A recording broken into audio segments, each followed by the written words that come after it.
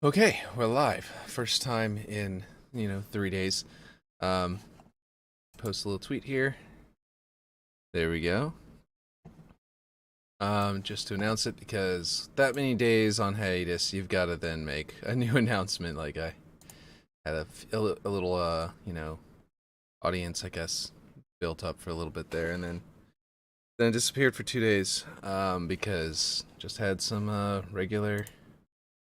Hold on. What's this? Just had some regular, personal family stuff that I had to attend to. Let's see. Here we go. Steam. I'm gonna boot up Master Chief Collection as well. So I hadn't done that yet. Okay, so this is what we have so far. This is in Infinite without lighting even baked, so that looks fantastic. Now, what we have built out so far is pretty great. We have all this. Don't look at that; it's ugly. I'm still working on making that proper. Ooh, what's happening? Oh, this Master Chief Collection was trying to steal control of my mouse and keyboard and controller. So what we did last was we built out this room. We have working ladders. We built out this off stream. I hadn't finished that little spire. There's some pieces overlapping and clipping together, and I have to delete a few things and make it more efficient. But this one in the actual model is skinnier than it is, wide this way. This one's a square, and there will be one more coming down right here. That's also a smaller square, and they disappear into the abyss, into the water. So you may not even really see them, But yeah. Go. So we've got all of this so far. And today I'm going to be trying to finish this all up, like finish that other spire, build this all the way out correctly. Actually, this might be everything that's necessary because rocks and dirt, the ground, are going to hide all that hole there. Over here I don't have a hole just because of the way it's built over here. I was able to just put a block there easier. I could do that over here, but these blocks won't work for that, so. But the point is that, yeah, this is where we are so far. Let's go ahead and click here. And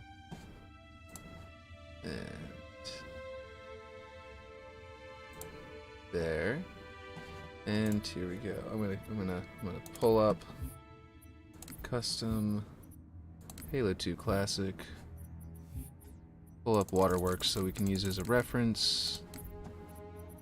For some reason, a second Waterworks got created in my Halo 2 Classic custom games section that says it's an untrusted file, and that it wasn't there before, and then the game crashed once, and then now it's there. So I don't know what happened. But yeah, it was a little strange. Okay. Slayer.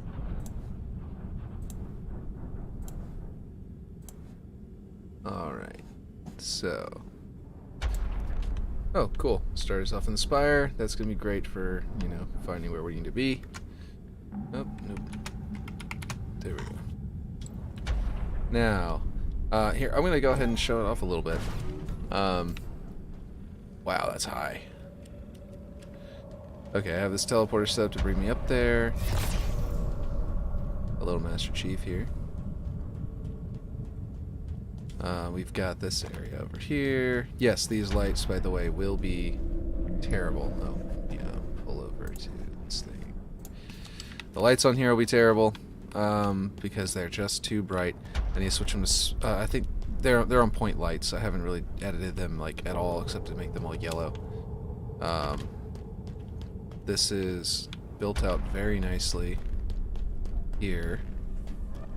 Down here is very nice. It's all muddy because it's the lowest part of the building, all rusty, all messed up. The ladders work. You can even jump into the middle of them.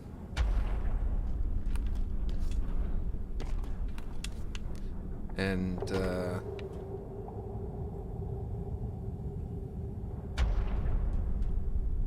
Yeah, very nice. And you can do it backwards if you're looking down, but if you look up, hold on. You're looking down, but then you look up, you'll fall. Because if you're looking up, but then you look down this way, then you'll fall, because I made these work exactly like Halo, Halo 1 and 2, Halo Combat Evolved and Halo 2. They're identical in functionality to those games, so that's a really cool feature. And I put them on the prefab, on the you know, file share as a prefab. So apparently I put something here that is clipping through at some point, and I don't know when I did that or when that happened.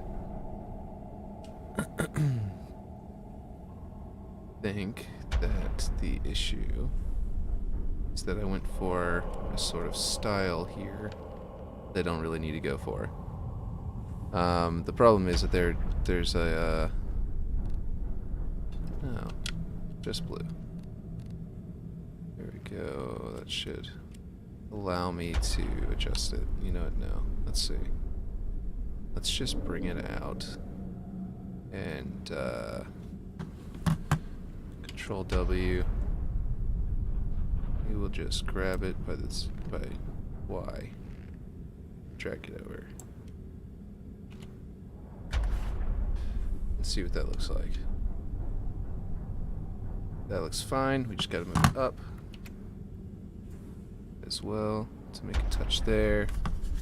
And then we will move this over.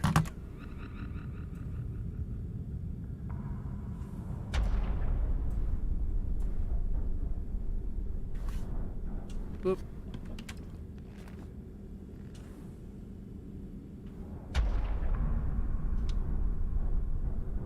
Okay, so there we go.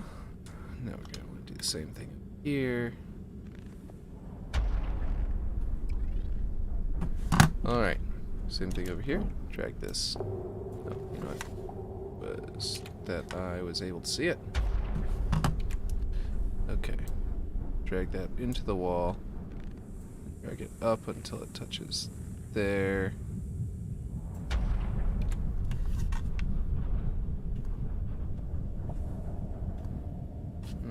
Okay. I think I might need to make separate triangles, one for each side, because this won't work. And I think that's because it was just such a challenge to get these things to line up. Okay, well, we are going to duplicate it, move it.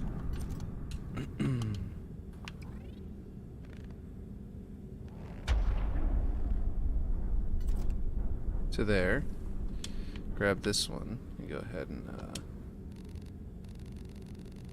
bring it in a whole lot. Nope, we're going the wrong way. Bring it in a whole lot, and we'll just adjust it.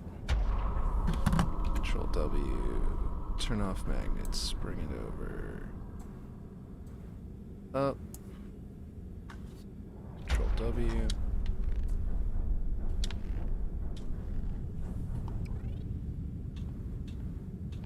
Okay.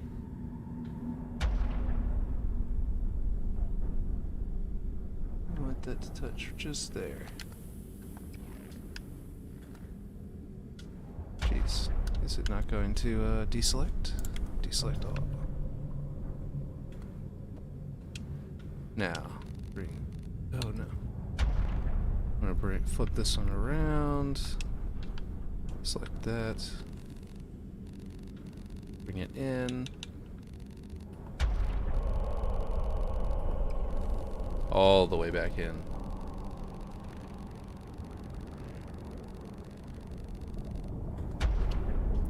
Okay, so we can save that off. Looks nicer over here than it does on the other side. I'm not sure what the difference is. It's lining up in the corner, lining up there, but for some reason it's different down here. I imagine that I have the height different in some way, or something like that, that allows me to have it closer. Let's see if I can adjust that. Oop. Let's do that and turn that on and bring that back down to there. That won't really work, will it? Because that just means...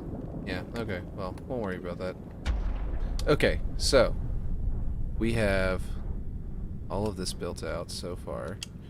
I was building down here. Let's go down here and actually like get started again. Okay. So this piece and that piece. Oh yeah, all three of these pieces can be deleted. Delete. I was using them to sort of replace them there to sort of determine the length of this.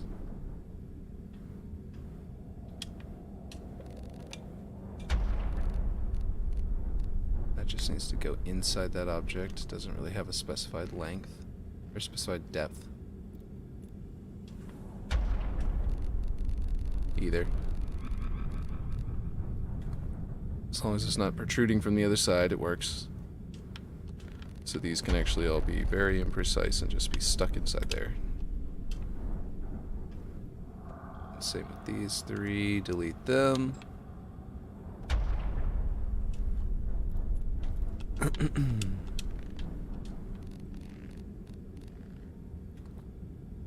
Okay. Flip that over.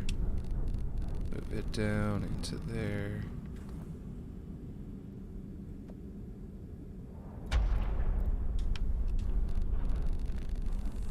Move that down. And then this piece is the last one. Okay. Oh, and then these. I don't need this one. I don't need this one. I only need the main one. I'm going to delete them. And, oh, I already have the main one, don't I? No? Oh, that's right, I had the top one and the bottom one from each of those. So, I am going to grab this and this, and all three of these. I'm going to duplicate them because they're already square. I'm going to move them over here, because I'm going to need a smaller square one to go here. It's going to fit this exact shape. So what I'm going to do is grab this, extend it all the way down. Nope, flip it over first. Oh, there's another one there. Okay, cool. Yeah, I can delete that one. I'm cool with that. Actually will save me one single block in my, you know, simulation memory. There we go. That'll handle that. And actually it needs to move up. It's supposed to be in line with that. And then this one is going to be much smaller. I wish I could, you know, everyone I'm sure wishes they could select multiple objects. I think that would be fantastic. Like scale multiple objects at the same time. That would be a fantastic feature for them to add. I think they would. I think everyone would like that. Ooh, way too small. It's just what is happening? Is it not changing scale? There we go. Let's go ahead and do that again, but we're going to not go so far. We could have just... There we go. That is... Let's see. I'm going to go to Blender real quick. In the lower right corner there. And look down here. So yeah, it's almost the same width as the original ones that are, you know, longer here, thinner here, wider here and thinner here, except that it's a square. And this one is just fully a square. Okay. So, I want to go ahead and match that basically. Slightly smaller, I think, to be honest. But let's do just a little smaller, and then snap that into position. And then I've got to make this thinner as well, which is pretty easy. Let's see.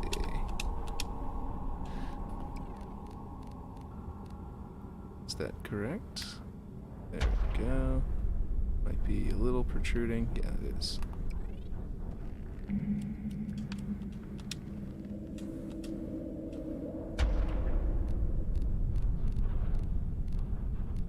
What is it doing there? Okay. Trying to go smaller and it started going bigger all of a sudden. Let's see. That would be the right way to go. Okay. Come on now. Gotta, you'll see. Okay. There we go. Perfect. Now, this one I am just going to delete because I'm going to duplicate this side. And flip it over. Actually, I should have just turned it around because I'm going to need to be able to rescale them vertically, and having them different and one of them flipped over from the other one is going to be frustrating later, but that's okay. Okay, so this side's too thick here.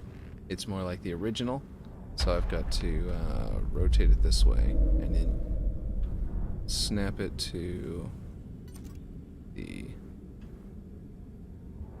Nope. Wait. Actually, yeah, that'll work. Because it's snapped to here now. And then scale it here. There we go. And that will get me my depth to be a square.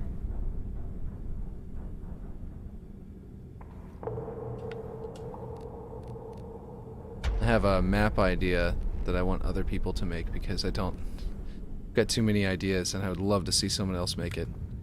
But unfortunately, I think everybody is in the same boat. Like everybody has all these ideas and no one's able to make all of them at once. But what I would love to see, is if someone were to make the islands from mist and just, you know, make them to where they, you know, I didn't do this right. Hold on. I was supposed to turn this back straight. Yeah, no, I think I did wrong. What I'm supposed to be trying to do is actually get this to work. But yeah, so I wanna see someone make the islands from mist with, you know, teleporters at the books that you interact with and they teleport you. And basically you know, actually like everything functions basically the same as the actual island. Because that as a Slayer map or as some kind of like single player or multiplayer puzzle adventure kind of map would be really cool. But yeah, I'll get to it eventually if if no one makes it before me. If no one hears this and makes it before me, then I will make it eventually. But for now, unfortunately, I am, you know, too busy to be making a million maps all at one time. I think everybody would love to make a million maps. Let's see. Turn off magnets. Let's see. Okay. I think I've got this pretty much centered, but I've got to bring it in a lot more. It's close to centered. I'm going to recenter it, but yeah.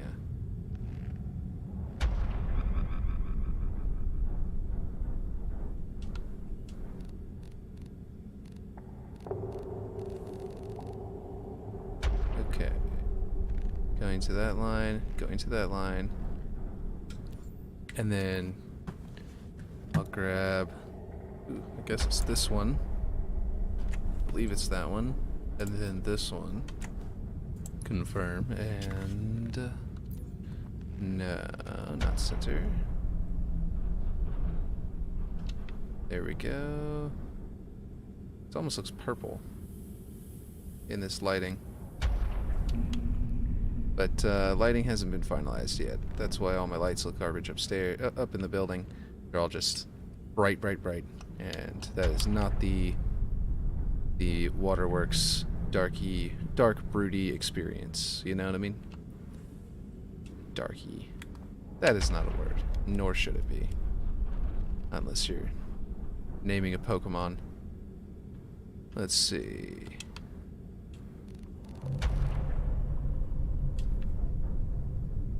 Okay. Oh, right. I forgot. I'm not stuck to looking down there. I can look up. Sometimes the strengths of this version of Forge just, you know, slip my mind. This stuff is going to be seen, like, I'm not doing the same precision I did for, like, the rest of the map, because this stuff you're going to see from, like, all the way up here, and whenever you die and fall into the abyss. And those are the only times you're going to see them. And so I'm not super worried that these pieces are perfect, you know, measured, like, measured to perfection and all that kind of stuff. I'm just making them as quickly as I can, because they're very much a, you know, a minor part of this map. I'm sure most people didn't even know they existed. So, like, you know, most people who are watching, you know, this stream are going to be like, are going to wonder why I'm even bothering with them, instead of just, like, throwing some random hex columns. Like, these hex columns looked perfect up here, and that's why I built out these to match them, and then sort of make a really cool aesthetic. But, like, you know, I could just throw something like that down here. But I'm not, and the reason is because I want it to look like the original as best I can. And then I'm going to do all of that kind of stuff where, let's see, duplicate. And I'm just not worried about, you know, just wasting all that time making this perfect. So let's see, this one has basically the exact same alignment. Yep, it's a little thicker. We'll go with a little bit thicker. That's fine. Deselected it all. Go. Okay. So Control W. Okay, we'll look down, I guess. No, look up. Oh, jeez. Alright, we're gonna go back out of that. We're gonna select this one first, so that that is where my selection deal is, because I don't want to have to look at weird angles. There we go. Now I'll move it this way, and then move it that way, and then move it down. And that should give us a slightly longer one. That is basically what we're looking at here. And then I'm going to delete this one. Yeah, let's see, delete. And then get this and duplicate. But one more thing to see Waterworks is how far is it? Yeah, all the joints basically all line up in the same places, roughly. They're actually not perfectly lined up. Therefore mine will probably be... What the heck did I do? Oh, no, that was right. That was just a duplicate. I thought I had deleted the one above it, and that it was, let's see, duplicate. I thought I had deleted the one above it, and that it was just free-floating at that point. Okay, so turn on snapping. This is what I've been doing for the length. It's just snapping into the middle part of these. They line up like that, which should give me basically the same kind of line up here. Actually, I'm surprised that it's not giving me the exact same. There we go. This is... yeah, that's the height I believe that I was expecting to get. And then I duplicate it again, flip it over again, bring it down to line it up here.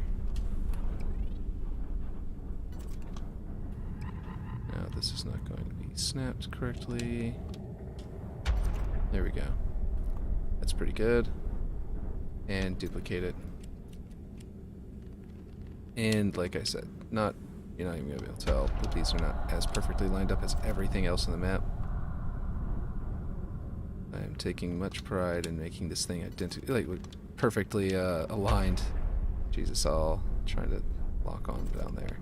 Okay, but I'm not going to do that for this. Not for this piece. Why is it not wanting to snap there? Okay, well, I will have to manually do it. I'll have to manually line it up. This is how much, this is how I will be willing to manually, work on precision. That's about as far as I'll work on precision here. Mainly because, whoop.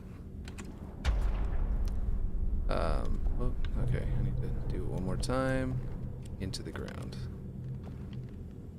And just duplicate that, flip it over. Come on down here. I like how they did away with the, in like Reach and Halo 2 Anniversary. I'm sure Halo 5 had already done away with this, but I didn't get to really play with that forge. But they did away with the really annoying issue where if you tried to place something through the ground, you went too deep, it would just delete your object. And that was kind of garbage. It was really frustrating because you're sitting there trying to build out a map, and all you want is the corner of the thing.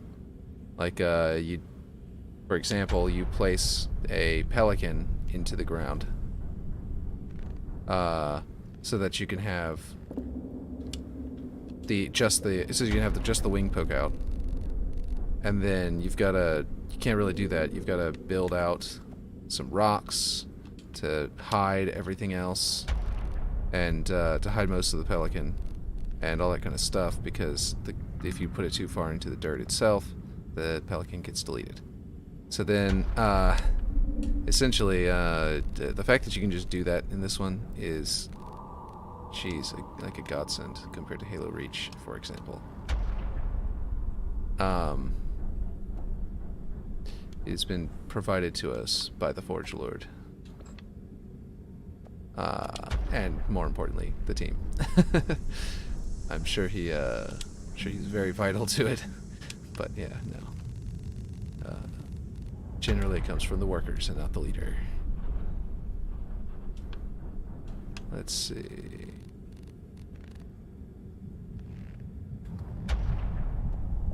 Okay. What am I doing here? Nope, I wasn't supposed to flip it over. There we go. It was already correct. Okay.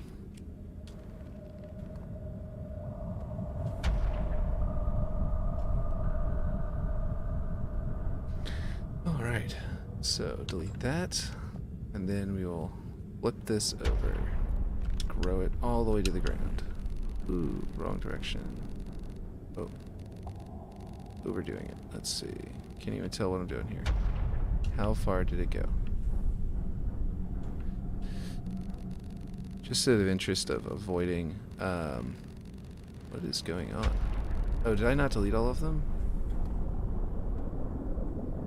I thought I hit the delete button. Okay. Apparently I just selected them and then did nothing. Or I deleted one copy and didn't delete the other one, just like I did before. That's probably what I did.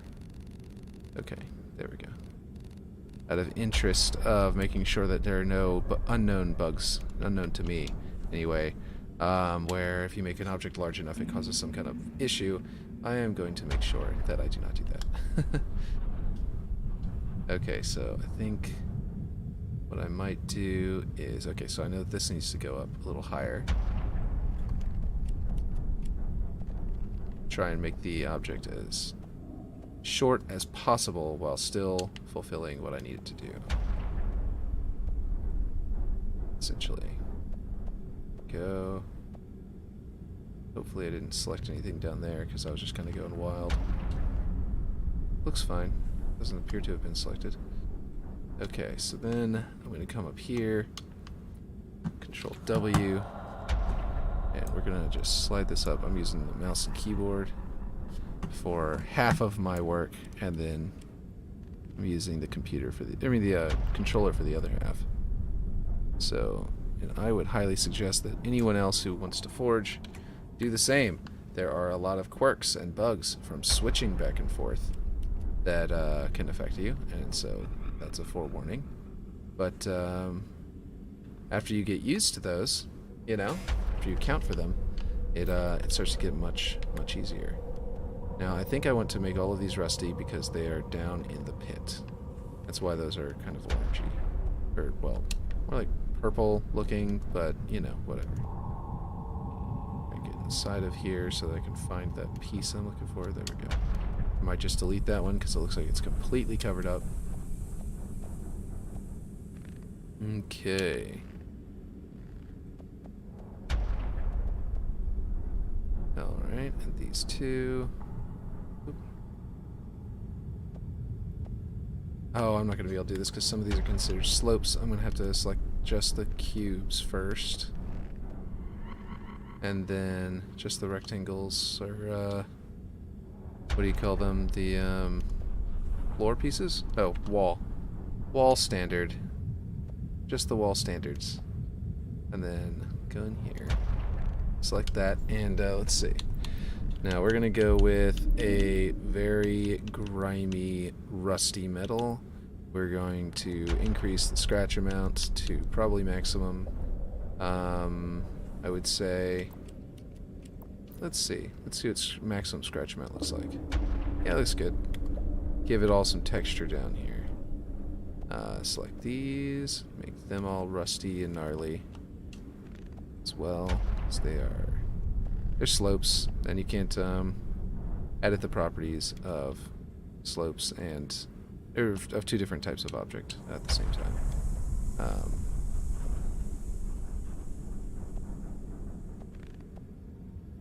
I tried, by the way, just stretching that block there, because I was like, yeah, I mean, it's cheap, easy, just throw them together, right?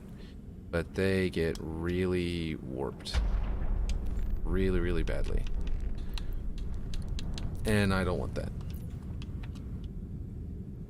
Okay, here we go. Nice, rusty columns. And in case you're wondering, yes, the textures in Waterworks are terribly rusted. Like, horribly rusted. And that looks perfect. Let's see. Okay. We'll probably get to that scripting the hammer, the one you hear in the background from Master Chief Collection, just hammering away up there.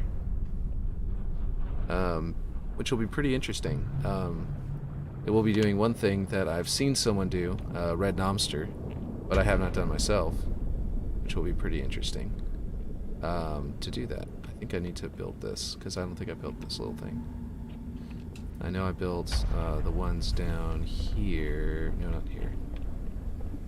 Let's see. There are a few more, and I need to make sure I don't forget any. I've got these done, built out, and I have... Oh, I don't have these. Wait, that's the one I was just talking about. There's another one that I have, that I do have. Down here. It's this piece right here. I have that. So what I need so I think I've got all of the little things like that except for this one. Or these two, rather. This pair. That goes up here. And that actually means this doorway will be 100% done, which I thought it was done, but now that I look at that, I'm like, oh yeah, that's what's missing. That makes sense. Okay, so where did I put the other ones? Down here. I can just grab... Actually, you know what? I'll grab these. These are the same height, so I'm going to duplicate these. Ooh. Flow. Oh, don't go into the wall there. And what I'm going to do is I'm going to rotate it around. And I think I will just turn off magnets for now. Duplicate that, bring it over here. And I'm just going to position it like that. And it's got to be a 90-degree angle. So that means I need this. Put it here. There we go. And that should disappear inside of that all at the same time, just like that. That's how you know it's a 90. It's a, you know, perfectly flat with another surface. is that one of them disappears whenever you touch them together like that. Okay. Use Control W to get the mouse and keyboard controls. That. Bring it out. I'm going to go a little bit in. And the reason for that is so that I can sort of like make all these scuffs be on the outside only. Hopefully it doesn't cause any... Yeah. Cool. No Z fighting. Although it does appear to be a little bit too wide. So what I'm going to do is flip it around. Go. Ah, did I not actually successfully put the right one here? Is it this one? Let's see. No, it's not. How is that not... Okay, well, I'll reset the rotation and flip it back up. Nope, that's weird. Why is it only poking through on that one spot? That doesn't make any sense. That would mean that that one's slope must not be perfect or something, because this one's slope is definitely a 90 degree, but that seems really weird because that one was absolutely 90 degree. So that doesn't make any sense. Oh well. Just have to deal with it. Why is it not wanting to magnet? Oh jeez. Get out the way, Master Chief. Okay. This is weird. It's not wanting to register that this thing exists. That's a bug that comes up every now and then that I just don't understand, and I feel like if I did understand it, then, like, the secrets of the universe would be revealed to me. Let's see. Go to Halo 2, make sure we got these heights right. Okay, so I feel like it's taller in Halo 2. Very much so. So that means we gotta make this bigger. Thusly, we need to embiggen it. And we need to move it over here.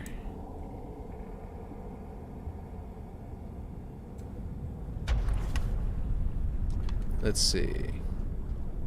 Okay, that looks right. And now we need to grab this one and that one, and geez, please, magnet to there. It's just not even recognizing that this exists. If anybody in chat knows how to work around this, like, it's a pain in the butt. I think it's because it's trying to magnet to the center point of that one, which is that piece right there, and it's just, I think it's just because that one's scale is so large, it's like trying to treat it like it's heavier, like it's more important than it really is. And that's just not what I'm going for. I'm trying to go for more of a, you know, everything has its place kind of deal. What is happening here? Yeah, no, stop moving on the x-axis. I'm clearly pointing at the green y-axis arrow. And I don't need you to be moving on the x-axis whenever I do that. Okay, here we go. Okay.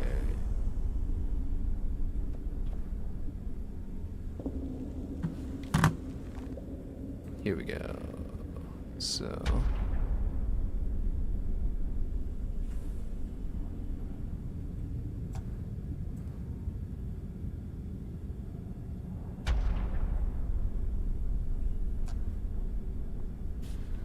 that is a workaround that I've been looking for this whole time, is to just find out how to, oh,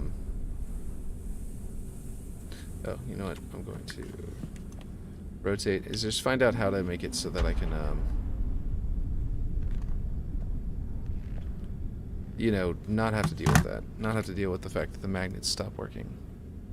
Like, if I can figure out how to make the magnets start working on an object again, I will straight up deselect everything else just to select that object again, and everything like that, just to make it work, but...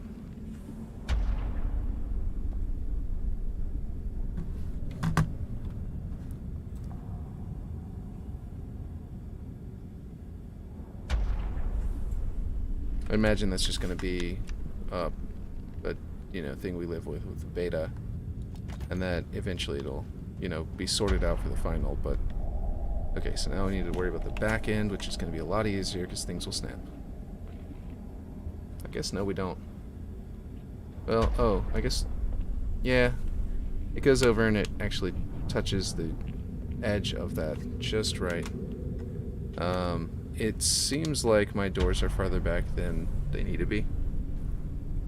But the way that that plays into the ceilings up here, because the slope comes down here and touches there and all that kind of stuff, I already have this wider than it needs to be, and I already have the doorway thicker than it needs to be because I was trying to deal with the tolerances of the entire rest of the building and everything like that to make it match.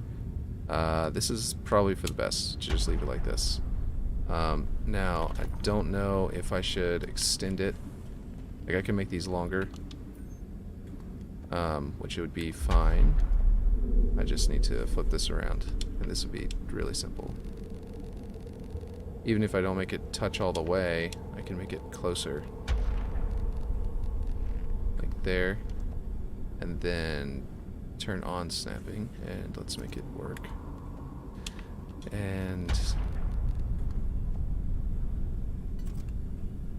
there we go. That's probably close enough, because I don't want to have to do too much in the way of that. And it needs to be touching that wall. Okay. So all of this needs to be dragged in. Control W, turn off magnets.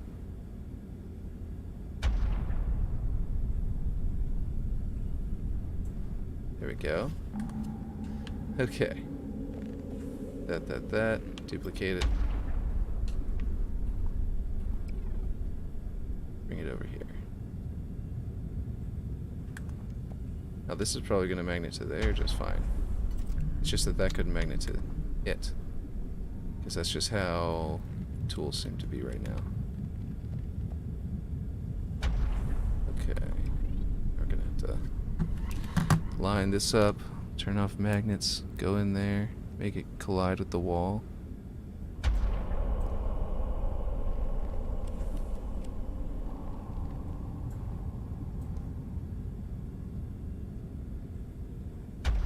Okay. There we go.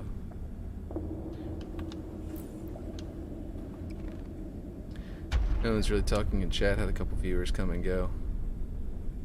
But, it's kind of a chill Sunday morning. Literally where I live, it's got very cold.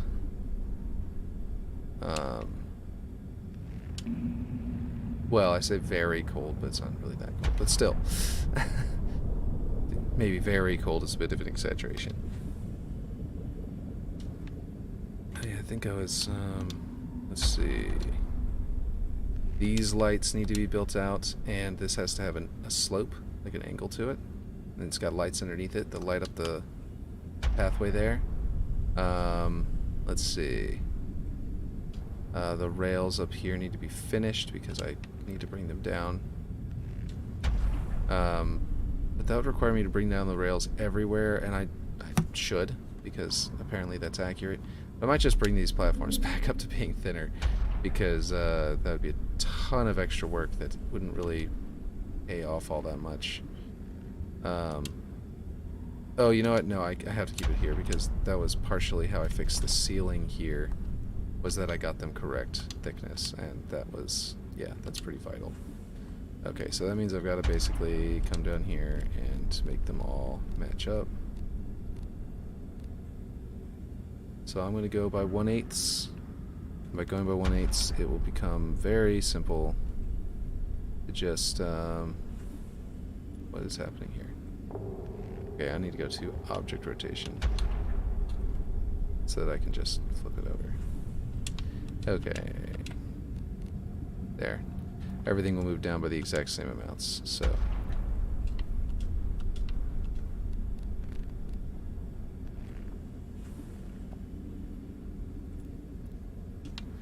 I do turn that down to the 0.1 way more often than I need to. Sometimes I'll just do it, and it's not even worth it. but such is life. Oh, I didn't need to flip that one over at all. There we go. Is that how I'm doing it over here, by the way? Yeah, about 1/8 poking down. Okay, cool. And then that means that that would be correct. Yes. Because these were all lined up precisely off of one another before.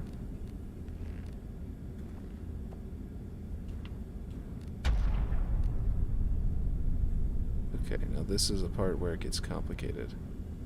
Because I think I might have to rebuild this slope. Just because I used a single piece and I sort of made it fit perfectly back whenever I very first started this map. And it wasn't correct to do so. I didn't do it right at all. And the result is that I can grab this and lower this down like that. And that'll probably line up with that one perfectly, or so. The problem is that this one, if I bring this one down, it'll actually bring the slope up as well. And that's not what I want to do. It'll scale both. That's really not what I want to do. That is also not what I want to do.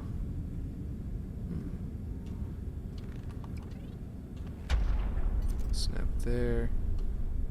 I guess bring it back up to here because this one's not going to flip over. That should be perfect. This is a prefab, and so is the other side, which I'm planning to release because it's a really complicated shape. This one. But for now, for my map, I'm going to ungroup them.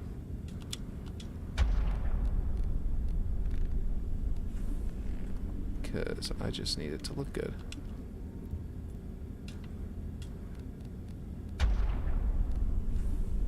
Okay. This slope actually just goes straight down into this, but the way that I had to build this out, that was not going to happen. That was not going to be something I spent a whole bunch of time trying to perfect for no reason. I'd much rather have finished up, which is what I'm doing. So I haven't scaled these to match yet. I'm going to do what I did before, but except snap. Okay, do this one first.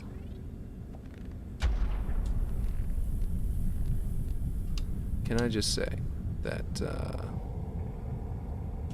mouse and keyboard controls for like moving the camera around are not as good as the controls for that's not what I want to do. I want to do scale. As the controls for just controller. Controllers that's also not what I want to do. Let's bring that down, and we're going to just very gradually bring that into there. Being able to just fly around like this is, in my opinion, far superior to having to, what the heck? Huh. Okay. I really should just use triangles. But I went through all the trouble of building this out like this already.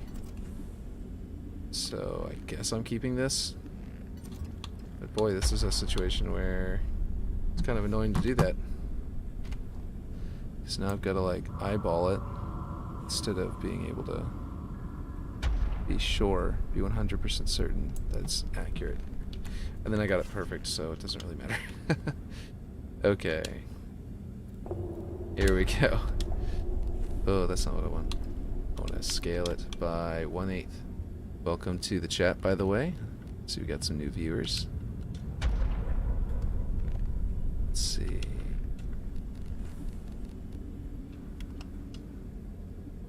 What are y'all looking forward to other people making? To seeing people make, or to make yourself? Like, I would just Like earlier I was mentioning mist. I would love to see someone make the mist islands. And I probably will if no one else does it for long enough. But that's one of those that I'm like, that's a really cool idea that I'm more interested personally in playing than I am in building. Like, I would love to build them, but I feel like it would be a lot more difficult to, like, I don't know, make it perfect. And I would want it to be perfect, but I could accept if someone else made it really close enough. You know what I mean? Like, if someone else built it out and it was just close enough, I would be happy. Oh, I made that off of the original height, so I'm gonna have to fix that. Like, I'd be perfectly happy with just, you know, yeah, give me a mist island that's close enough to perfect. It doesn't have to be absolutely perfect. And but if I were to make it, I would be obsessing over it as much as I'm obsessing over this, and that would mean that I would be, you know, I'd go online and find a 3D model of the mist island and have it open in Blender, and I would, you know, I'd be doing all of this nonsense to make sure it's got the exact same measurements as the actual original mist. And it wouldn't be necessary at all because no one's going to be scrutinizing it against the original. People will be scrutinizing this one against the original because it's a Halo map. So naturally they're going to... Huh, why is that thick like that? Weird. Is it the same over here? No. So my rail on the other side is messed up. And I would be willing to bet that it's angled wrong. Yeah. It's lower here, and then it's higher here. So either it's 1 degree off because of my rotation was messed up, or... oh wow, that one's also messed up. Huh. Both messed up, just a little bit. I want to fix them both. I think they got, you know, the undo bug, where if you hit undo, sometimes it'll just, like, jack everything up. Just ruin everything. You know what? I'm going to make that a flare. Right there. I'm not going to go ahead. I'm not going to go out of my way to rebuild this. I am going to do what I'm doing on the bottom of some other areas that was just for fun. It wasn't even like, it wasn't to cover up an ugly spot in the other places. It was just because I preferred having it look a little nice. A little artistic flair. But this one I will actually do on purpose. Let's see, not poking through. I mean, I'll do on, not on purpose, rather. I'll do it to cover up a blemish. And what I'm gonna do is flip this over, grow it out this way, and then I'm going to go down.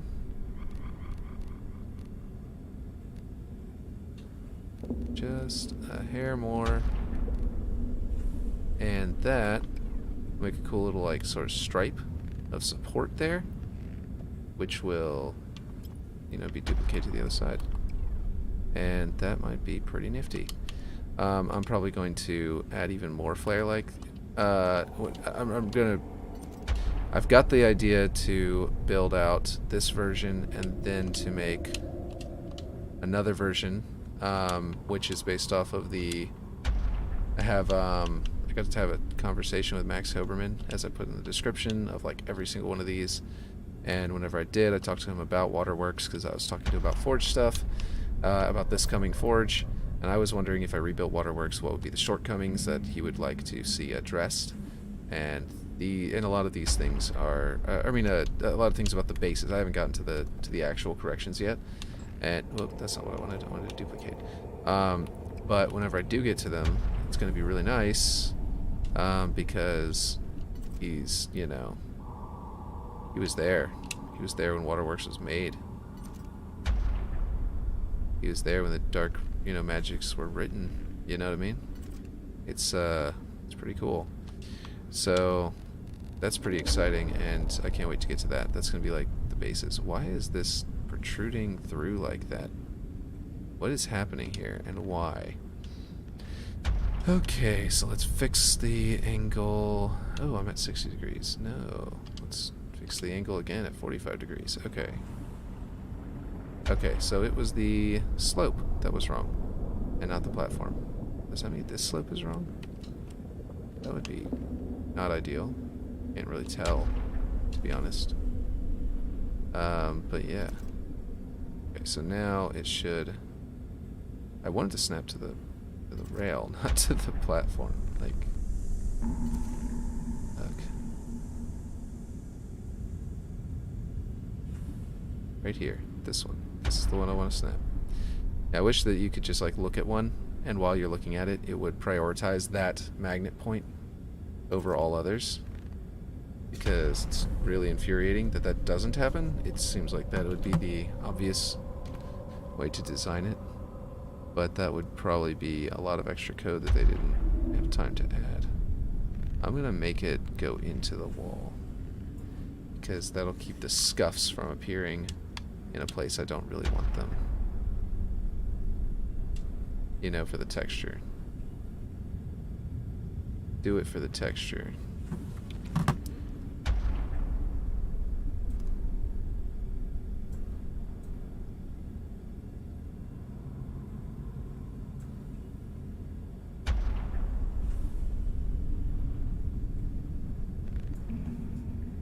Okay, there we go. Now, on this side, this is what I was talking about before, where I added extra flare. I liked the idea of leaving that texture available, like visible to an extent, so I went through all this trouble of building out all these other pieces and using up some of my resources that way, because I knew it would just look nicer to just have some cool, you know, geometric shapes in there. And I liked that it had one on each side for each door, and that they sort of go together and point at this light, and it just really matched up very nicely. So I'm going to do something kind of similar to that over here, except I don't have the same shapes, so I've got to build something else out that looks right. And I think that probably what would look best would be a, let's see. I think that if I duplicate this, not that, this, and I drag it over there, I can use it as a piece. And if I use the same scales as the other side, I think it'd be really cool. But if I can't, then that's fine. Like if it ends up not working. So I think that we want a wide area around the door to sort of create a threshold feel. The other side has like a, you're going in, and this is your angle of approach kind of feel. This one I'm going to give a threshold and then an open path down the middle. So I'm probably going to fill this out. And that open path is probably going to end with this width here, like it's the outside versus the inside. So that'll be kind of cool. Let me just duplicate this one, because it's just a regular cube. This is the right thickness. Well, it's actually thicker than the other one. I didn't really notice that, but wasn't really trying to make them perfect. I just wanted them to match the floor. Okay. Sometimes it's not about perfection. It's about... And I'm really just telling myself this so I can calm down my perfectionism about this stuff. But yeah. Let's see. Okay. Alright, that's nice. I do want to make this shorter though, actually. I brought it all the way to there, but that's not what I was saying I was going to do. I was going to do here.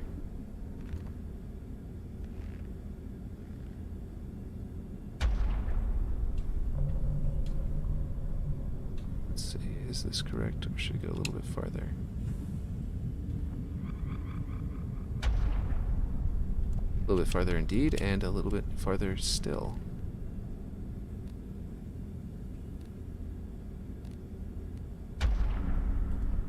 There we go. So then that shape, and then we'll do the same one on the opposite side. And I might put a slope there as well. I definitely need to select this. And, oh, I see. Those are sticking out farther than these. So I actually do need these to stick out farther. Because I don't want to, have my rails be all mismatched. That would be gnarly. Turn off magnets, drag them out just a little, just a hair.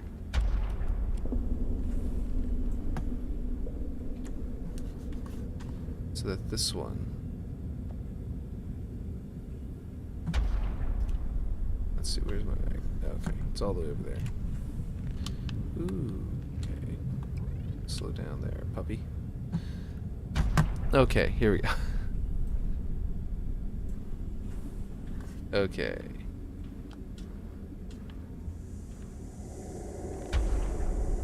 Yeah, it definitely needs to come down a bit. And to do that, well, I'll just re-snap everything in a second. Inside there.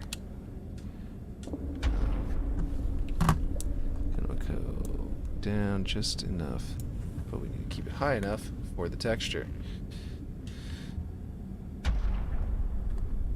Let's see. Snap there. Snap there. That should line up. Both of those. I'm gonna go... Actually, you know what? Look at that. I want it to line up there. So, we're gonna scale this. Actually, you know what? We're gonna scale it just one of the directions. It's not gonna be a right angle. So it won't be identical to the other side in that regard. It's gonna be more like this. Because I do want that bare spot in the middle. So you know what? Let's find out if that bare spot in the middle will still exist if I just scale it as a right angle first. And then we can decide if we need to scale it as anything else. Actually, that looks really good. I think so anyway. Let's see. No. Okay, we're going to scale it up like that. And then this one comes out to here.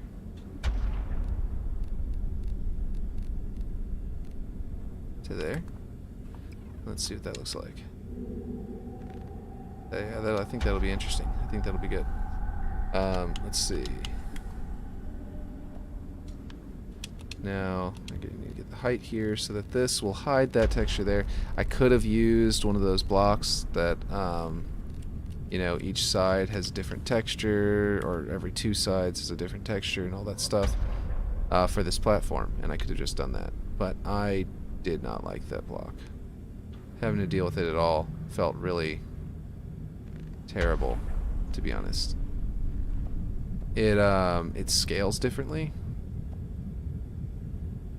Like, it scales from the middle instead of from, you know, like every other object in the game scales from one side, so that you can like line up one side and then scale out the rest. And that's really frustrating.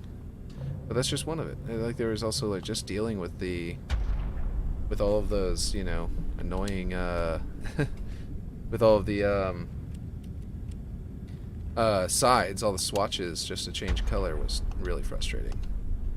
It's like this one, you just select, you do it, and you've got all of your swatches figured out and handled correctly. Really quickly and easily. Duplicates. Just put that to the middle, put it around.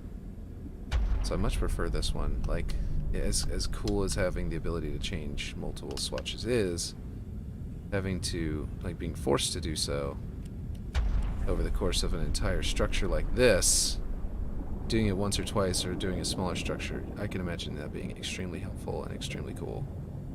But this thing is huge. It used up 17% of the budget on this one structure alone. That's pretty insane, to be honest.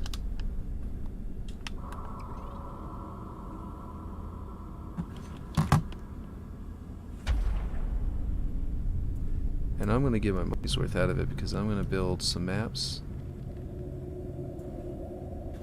where had an idea to put these like across from one another, like two of these across from one another, as like a weird, like, not like a variant of ooh, I forgot to move the light with everything else before. Let's do that this time. The other side I'm going to have to fix with like that, but this side I can get done right now. Just like a map that has like 2 of these on it, as like a structure, as like a as like the 2 bases, I think would be really cool.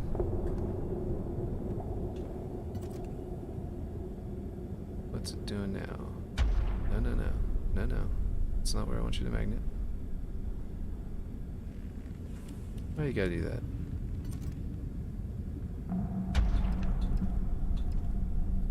Okay then.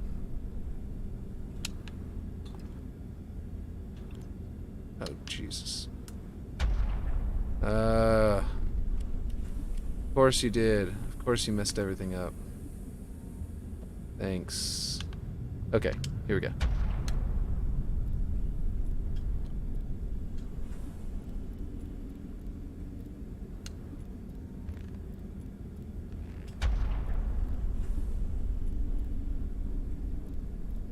Let's see, how's this? Okay, here we go.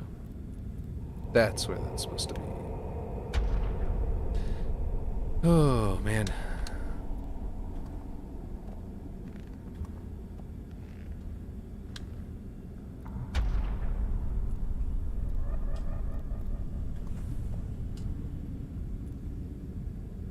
I gotta wonder if they've fixed any of their QA problems, because I think that they definitely have a QA problem. Like, they definitely have a QA problem where they don't have enough QA testers, clearly. It's just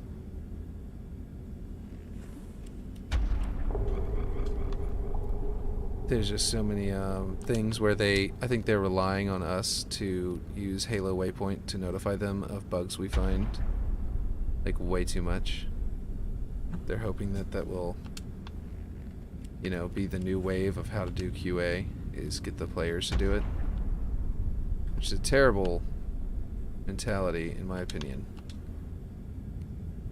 But I think that that is actually what 343 leadership, or Microsoft leadership in general, is trying to do. It works out good for their programs. Oh, yeah. It works out really well for, you know, Photoshop, not Photoshop, they don't make that, but you know what I mean, like that kind of, like tools. It works really well for their tools, but I don't know that it's going to pay off for Microsoft to do that with their games. It seems like a mistake. Games are not software in the same direction, in the same way as like tools are. Oop. They shouldn't be treated as such anyway, because they just, an art form, you gotta have it, you gotta finish an art before you can release it. That's just how it works. People are will heavily critique you if you don't, yeah. And they won't buy your art. Okay, here we go.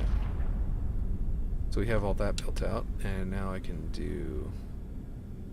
Did I move? Oh yeah, I moved that. So I've got to snap these back into position.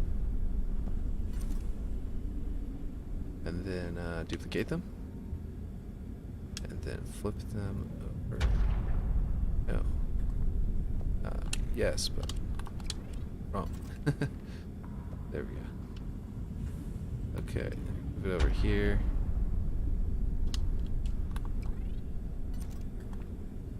Okay, so how does that look? How does that look? Looks cool, but it needs something extra. We need to grab this, put that there, and bring it down until it touches just there. Bring that out.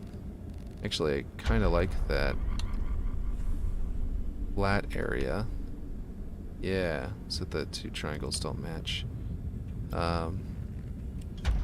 They were identical, then that would be boring to an extent, whereas we're trying to be like, there's this space and that space, and they're different spaces. Oop, wrong. There we go. There is that space and this space, and they're 2 different spaces, and there is a path down the middle, is what we're trying to sort of imply with this this roof. Okay. And it kind of also gives you the idea of using these. It kind of implies, yes, this area over here is usable. And you cannot crouch up there because that is how it is in the original one. And I probably, whenever I do my updated version, I might consider changing that. But I think that that's actually good balancing, because if you have to walk out this door and then worry about someone being crouched up there shooting at you, you're going to be like, oh, I'm getting shot from behind. Where? Oh, dear Lord. And then by then you're dead, you know. But if, you know, someone's over here, they can't get a good beat on you the same way. I mean, they could maybe do it here, but that's also going to be really obvious. You're going to notice them a lot easier. Apparently I didn't finish out this door whenever I was working on it, because they're definitely poking through. Ah, I see. That is where it's supposed to be, though. Interesting.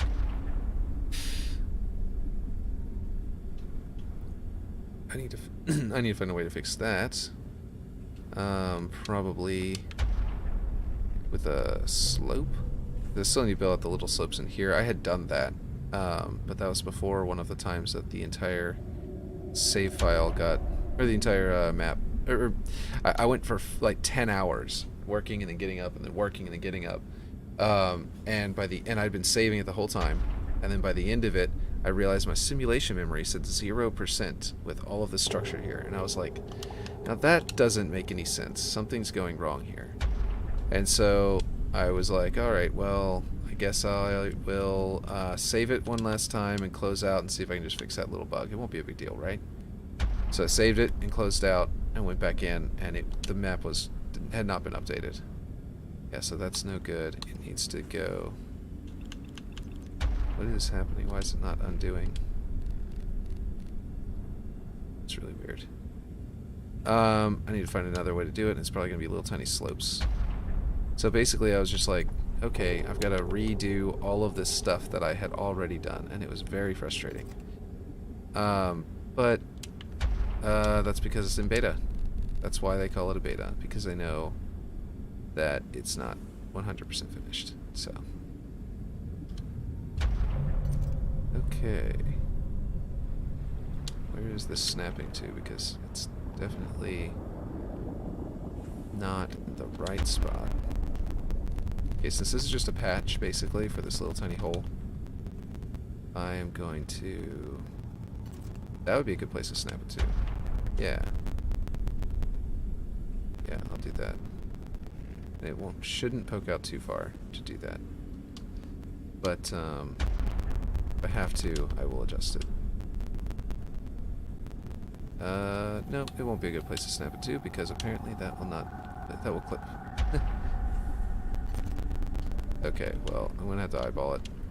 And honestly, it's probably sloped. Since it's a 90-degree angle, all I need to do is line up this corner. This top corner. And then I can determine depth off of that. And that should be all I need.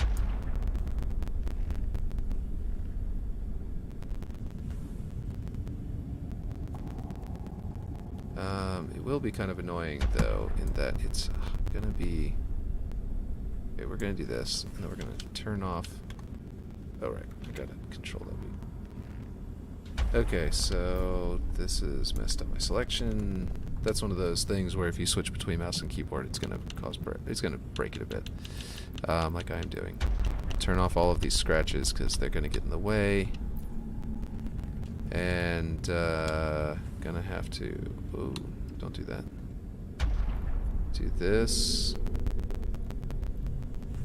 and then that'll give me the ability to do that. But I also was not centered, so now I've got to slide it over. Cover up those scratches a bit, because I don't need them to exist. Might line it up over here to get that texture right, but I'm going to end up having to scale it if I do, so the texture will change anyway.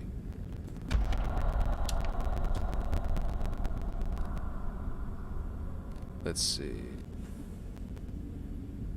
I'm trying to find a good place for the texture to line up. but I don't really see a good spot. I mean, this would be fine. So long as I can slide it over so it doesn't go through the... Whoa, that's way thicker than expected. Didn't realize how far it was going.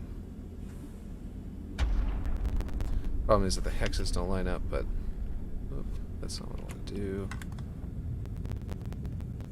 Let's see if you can notice it. I mean, it's definitely noticeable, but only if you're looking for it. I'm more concerned with the fact that there's a hair of... It's just a little bit too... Like, oh, that's by 1/2. You know, maybe the scratches are fine. I think the scratches are just as hard. That was weird to notice as the as that texture change would have been. So we might as well just leave it like this, and then rotate it around and stick it in over here. In which case I might end up having to make it thinner because it definitely doesn't need to be so large. Is this one not lining up? Come on, man. That's not right. This door is lining up. Maybe this wall is lining up, but this one isn't. Oh boy. I had everything snapped too. I understand why I decided not to snap. Can you snap to this side? I don't want to have to rebuild the yeah. Let's redo it. Ah, what is happening? Okay, I need my thing to be in the middle, and I need to go off of that angle, and then I need to... what is happening there? Okay, we're gonna restart, because it's clearly gotten confused. Let's see, restart, but switch to there, and then... There we go. Okay, so this one needs to come in, not the other way. Not that one needs to come out. Okay, so now they're correct. Okay, cool. Just had to do that for the texture. Okay, and then this thing now can officially be dragged right into there and turn off magnets.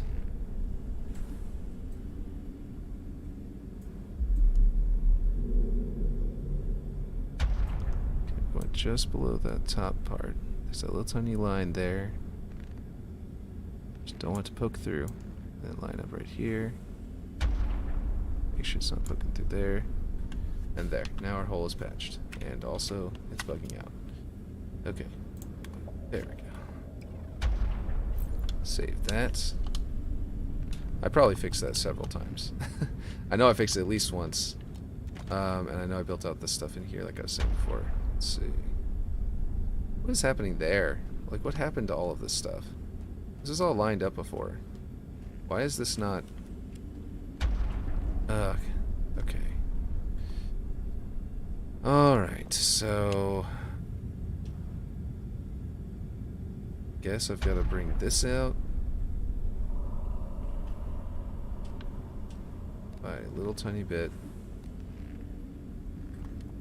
And then snap that to up there, please.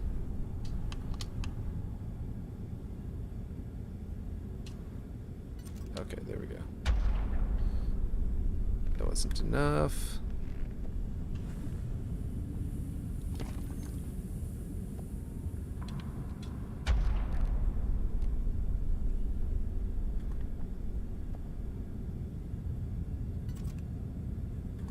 And that's too much. There we go. That should be the right amount. Yeah, there's not a lip there anymore. And then I gotta do the same thing over here. I would delete and duplicate, but I don't know if that wall is gonna snap to anything because I've got so much stuff going on at this point. So instead I'm just gonna have to do it again by hand, which won't be too bad because it's gonna be just as bad as it was the first time, which wasn't so bad. Okay. Just a little more. About 2 ticks. And that should be it. Done. One tick. One tick was enough. And there. Nope. Oh, come on now. Now you don't like my snapping point that I've been using the whole time? Really? Okay. There we go.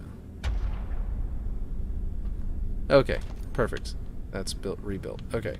So these corners still need to be fixed. I've got... It's actually a... Here, I'll go down there in the Master Chief Collection and show you what I mean. This is what the corner's supposed to look like.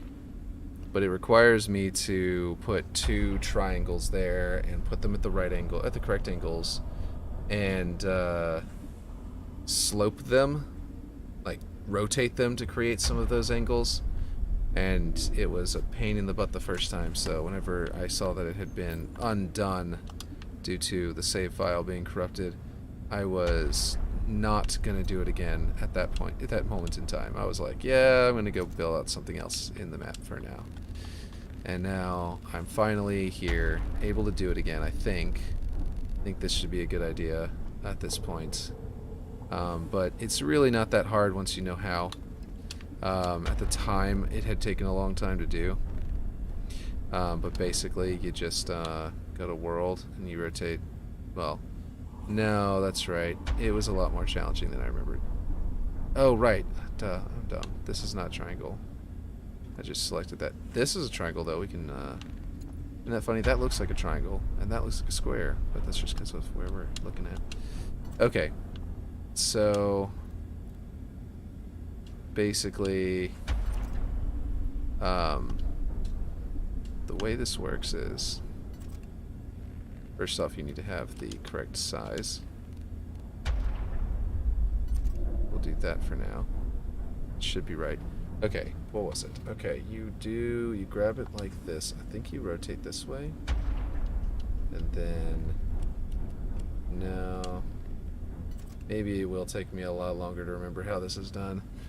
Because, geez... Oh, I remember now. Okay, hold on. Yeah, hold on. Go like this. Go like this. And this is how you get this first one. And then actually we'll snap it up there so we can scale it out and down. Okay, so that's how you get that first one, and that's the most figuring that out can sometimes take a bit. And then you just gotta duplicate. Let's see, we can do this depth. We can bring this back in because it might be poking up through the door on the outside, and we don't want that. And then we want to duplicate that, and then this one needs to be basically like this, but like this, I think. Let's see, that one needs to be... Yes, but it also needs to be inside the wall. And it needs to be...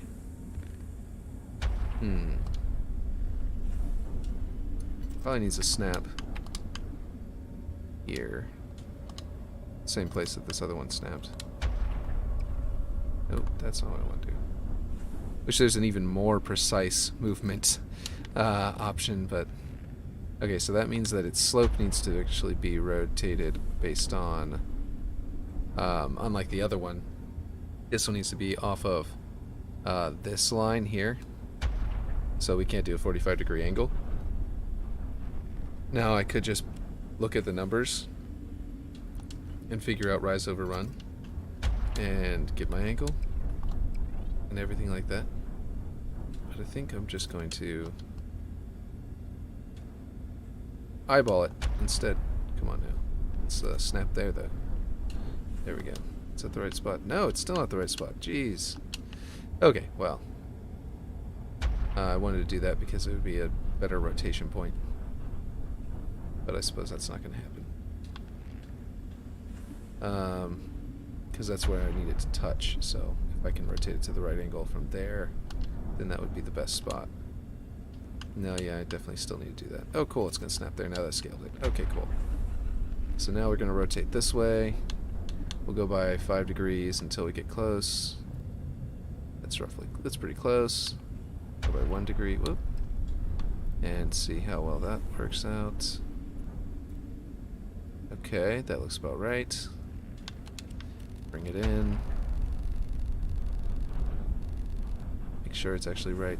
It's got some horrible clipping, but that's actually probably going to be correct to do. Yeah, I still have to scale this one left to right. Oh, you know what? This one's not even the right angle. Oh, geez, this is going to be tough. Because actually don't have this scaled correctly. That might be because I touched it to that tip there, and that tip isn't going to move whenever I scale this way. That should be correct. So then scale that to there. Scale this up so it disappears into the wall. We've got just about the right spot. Okay, so now go to 1/2 and re-snap there. No, don't snap somewhere else. Oh, come on now. Oh, it is the same spot. That's weird. That was not how it was before. So if I don't rotate, will it just... Okay. Snap that in position. Almost meet up. Not quite. And actually, this is not going to line up because it's because it does go up there. I can't put this into the wall. That's not what I want to do. There we go. I can't put this up that high because it needs to line up properly. I think I had done that to hide that scratch at the top of the ceiling because it doesn't really make sense to have that scratch at the top of the ceiling right there. I don't think a scratch would form there. So I was just like, yeah, I'll just hide that in the ceiling. Okay, here we go. Now we'll go 1/2 and we'll snap to there. I might just have to do none and do one last adjustment just to make sure.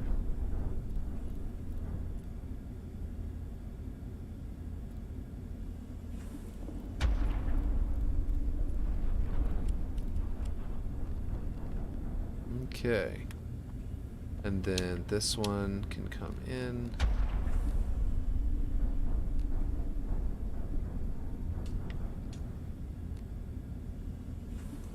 And that one can come out. Nope, this one can come out, back out. Oh, let's see. I've got them both. Oh, no, I'm not snapping by an 1/8 or anything like that. This should be a lot easier than it is. There we go. Is that correct? There. We built out a little corner, a little weird corner. Oh. This one needs to come back up a bit. There we go. Now we built up. Now it's done. And then we gotta copy it over to there. Because, you know, reasons. Because they... Yeah, so this is gonna... We're snapping to use the built-in... what do you call it? The object rotation comes into play. So if we go to 45 degrees, we use the object rotation, we can switch to there. Although, that means I'm going to have to... No, we're going to switch this way. So I don't need to scale anything anymore, so I don't need the scales to line up. I'll just if I do, if I ever have to, I will go ahead and...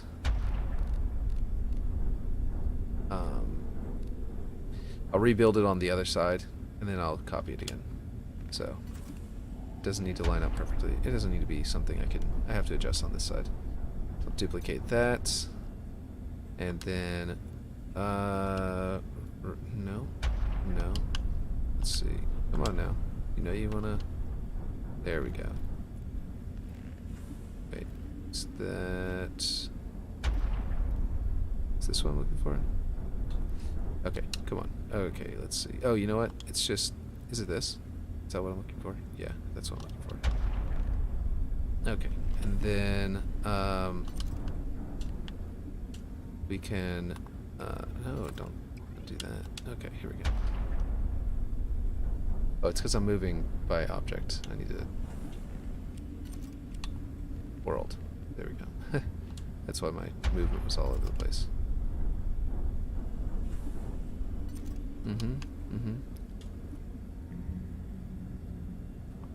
I see what you're doing.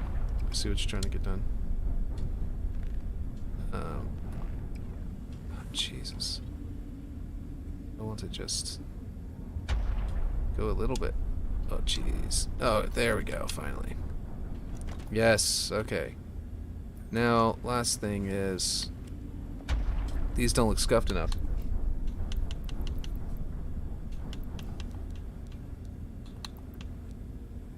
Because we turned that down inside, or on the outside of the building just a minute ago when I was patching up that hole. So, because that thing's all scuffed up, so these just look too perfect.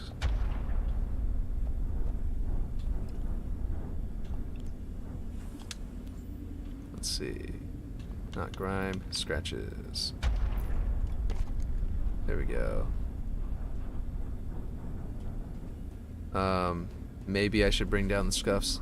I don't know, Forerunner structures, you know, they can't really be damaged. Nuclear bombs don't destroy them. So, it seems a little odd that I'm putting all these scuffs and stuff like that. But, I just don't know if I should, worry about that, because the scuffs, they hide blemishes. They're very important. They allow you to hide corners that have problems, and if I only put in some areas but not others, then it becomes too obvious. Okay, so we've got our major structure here. That goes into rock.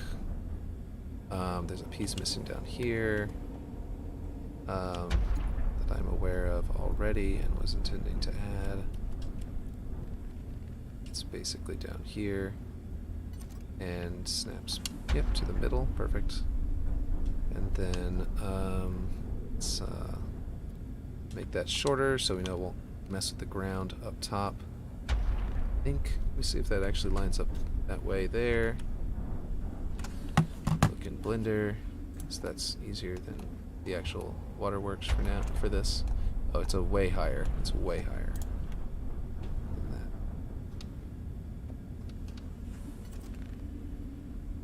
that. Let's see.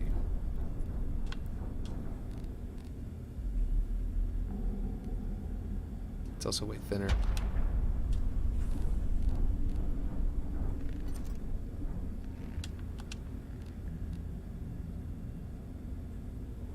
There we go. The cliff stone obviously comes out of that, and you know, we have, it kind of covers a lot of that up. Okay.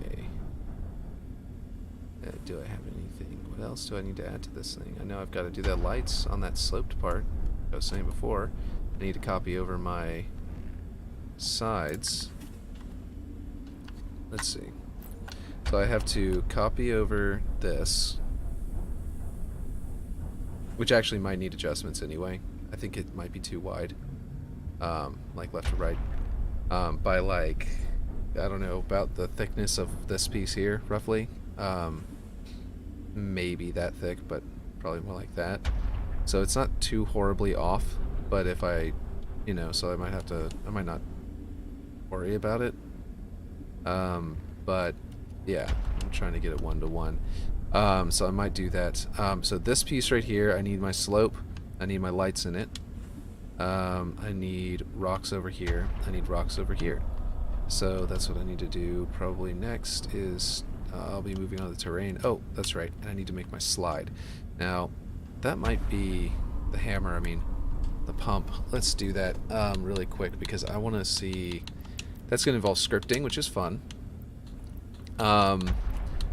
Let's see, and let's go ahead and just, I'm going to duplicate this and kind of use it as a base for what I'm trying to do, because I have in mind an idea of how to do this already, and I think that it's going to be pretty easy, but I haven't done this particular thing yet. Let's see, pyramids, rings, spheres. Let's just get a Forerunner sphere. Looks cool. It's basically, is that the Didax prison? No, it's not. The what do you call it? The composer. That is not the composer. Well, it's not his prison. In UNSC sphere. Okay, so I'm just gonna do a primitive sphere because that's all I really need to do. And what I'm gonna do is, so if you select two objects, you can, let's see, object browser, create prefab. But if you select them and you change it to dynamic, like these variants, I haven't actually messed with variants all that much, so I don't really know what options I have available for dynamic objects and stuff like that. This one apparently has no variants, it's just this. But, so what you do is you can select one and select another, and somewhere that I'm not aware of, what's his name? Red Nomster had a thing that paired their physics. Oh boy, was that a thing that's only in the, was that in the leaked build but not in the final build? He had like an option here. If anyone in chat knows the answer to this, Red Nomster had an option in chat. There would be an option in here in his, he created a door by putting in spheres inside of a cylinder and attached two of the spheres to an object. So whenever you push that object, it rotated the sphere. So whenever the sphere would rotate, it would, you know, push the object. And by doing that, he made a physics-based door that you could just run into and it would turn. And it was really clever and it worked great. But now that I'm actually trying to do it, I don't see the option in the menu, and I think that maybe that tool got pulled, which sucks. Maybe I'm wrong and not doing it right though. So I would need Red Nomster or someone who has seen that video. The problem is he took it down. I don't see the video. That's why I'm thinking that maybe maybe he was revealing something that was only in that leaked build and that they got rid of it. But that would be a really cool feature to have had, so I'm kind of sad.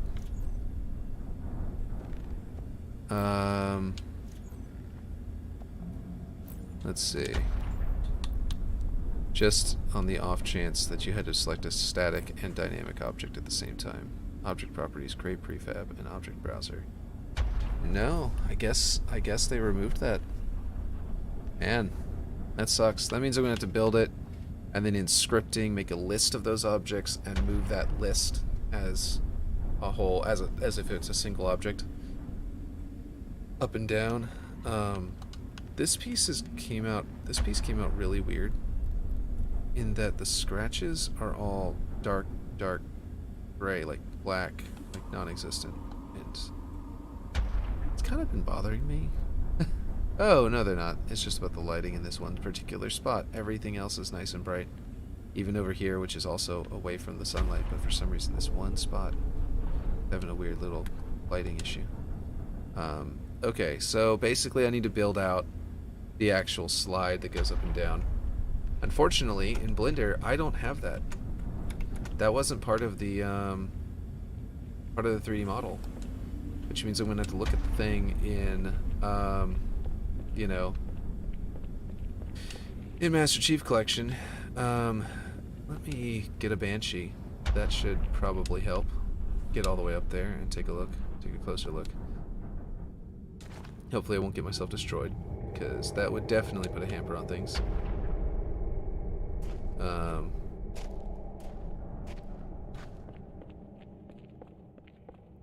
Let's see. Hole in the floor. This whole base I'm going to have to build. And then I get to duplicate it to the other side, so that's going to be nice and pleasant. Okay, so it's got a very unique shape, and its shape does not match up with the shape of the roof exactly. So I should be able to get inside of it and look at it. God, those sloped walls there are gonna be a pain in the ass. Like, that slope is gonna require me to... Like, you saw those slopes a second ago, just making that those two slopes, like, meet up. But making these match up on dynamic objects that I can't scale is going to be awful. And I may have to redesign the way it looks. Or, yeah, I don't know. Might have to redesign it a little bit just to make it work, just because I'm stuck with no scaling on dynamic objects. So, but the higher area, lower area, angle there, you know, it may not be 100% identical, but I can get the most important pieces done very easily. So that's interesting. I wish I could make my Banshee stop moving and just hover here and just look at it. But unfortunately I cannot, so I'm going to have to put it right around here. Just get that line to go away. Nope, it'll despawn if I do that. Well. Let's just get out anyway. Take a look. Don't kill me, please. Okay, now. Yeah, I can see the angles here. This is fine. Just don't get killed. Then I'll have to fly all the way back up here. Got those lights, by the way. Okay, so let's go to here. So this doesn't have a bunch of different... If I go to dynamic, I don't have different sizes. I need to find an object that does.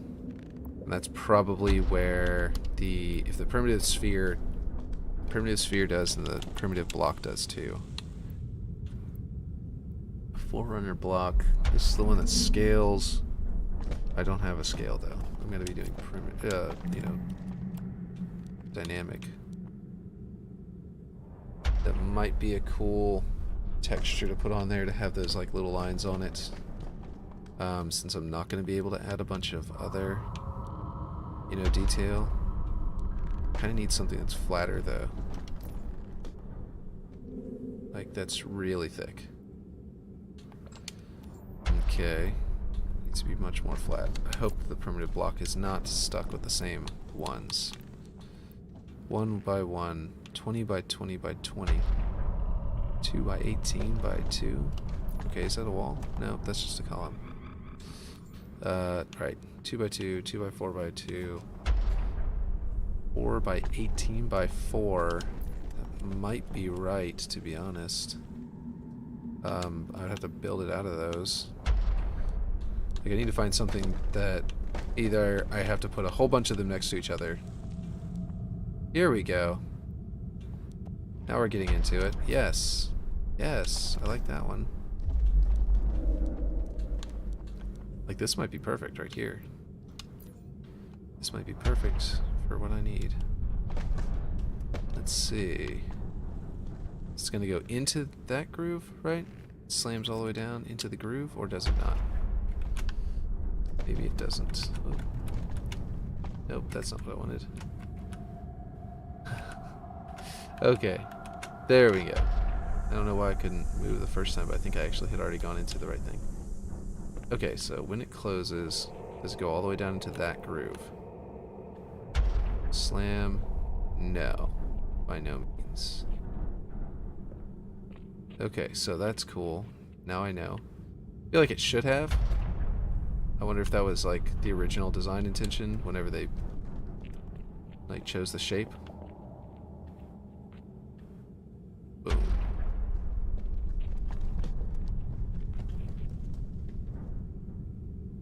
It matches up with the groove, but it doesn't go into it. So that's pretty cool, I guess. That I'll be able to handle that pretty well. Okay. So you go around the outside, and then we can duplicate that and put it here. That fits perfectly. It's like it was meant to be. Oh, are they assuming... Oh, right. Okay. So, I definitely want to choose, before I go duplicating this over and over again, I want to find textures because I don't want it to look like, you know, brushed. I need banished, not banished, Forerunner metal. And I'm going to need it on all sides. Forerunner metal simple and Forerunner metal simple. I am going to make it way darker though. So that's the... Oh, right. I can't see on this side. I need to do this one and pick a color off that. So I could do super dark. I could do practically black. So if you think in terms of this being out in daylight right now, and that it's going to be in a dark cave later, then this is probably too dark. Because it's going to be... I may end up having to shift how dark this is, but this is probably where I'm going to go for now. And then I'm going to go out and go back in because I want to check with the color intensity to see if I want to shift that. Because it's got a blue hue to it, but my gray is too much. So actually I will go to the darker gray so that I can shift it less. In fact, I might just go straight black. That way I can shift it this way with the color intensity, and that will keep my blue but also make it darker, and I like that a lot. I'm going to keep that. So that means I got to do it on all of them, on all of the swatches here. 6, and that option does in fact not appear until you back out of the menu, go back in. It's very unintuitive if you're wondering, if you're watching and not knowing how that's done. You select a color, go out of the menu, go back into the menu, and now you've got a little number here for color intensity, and you can adjust it. I wish they could have it there, but just be like grayed out or something, like you can't interact with it, it skips it whenever you go down, until you apply a color, because as it is, it's very difficult to match that, to like recognize that that's even there. Now this thing is not rusty at all. Unlike everything else, there's like nothing on this thing. I'll probably put scratches. No, if I put scratches, it'll make all the panels look like different pieces. So this should make it look like all one piece. Why is it not lined up exactly? Okay, well that's more perfect than it was before. Okay, cool. Awesome. Now, this is going to be a whole lot of these. A whole lot of these are going to be put together to create a single dynamic, massive dynamic object to be moving up and down. And I'm probably going to have to... Can you do that? Can you make a prefab move? Like if I build this out and then I make it into a prefab, I know you can select a prefab with scripting, but I don't know if you can like make one, like if you select it and then tell it to move it as an object.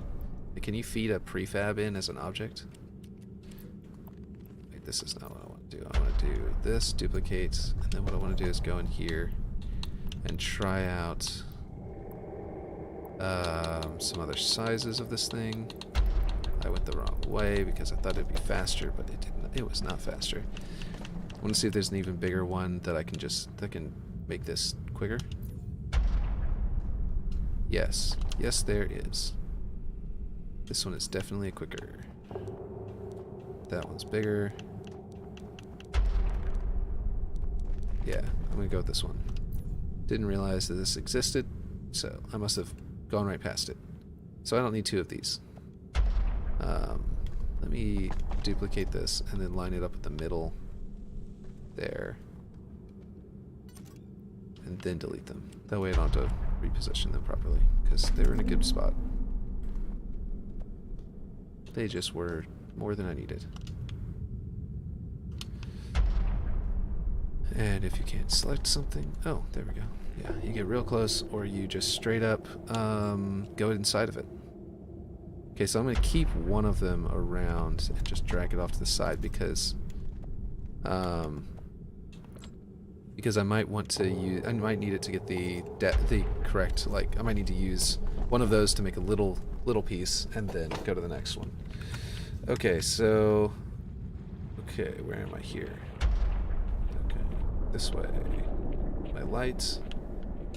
My Banshee is officially gone, so I will have to die if I want to get down from here. Okay, so that goes to there. The slope immediately starts at that block, at that part of the block. Okay. Okay, so duplicate that. Okay, duplicate again. Whoop, no. I don't want it to line up like that. I want it to line up perfectly. This one did the exact same thing. Duplicate that.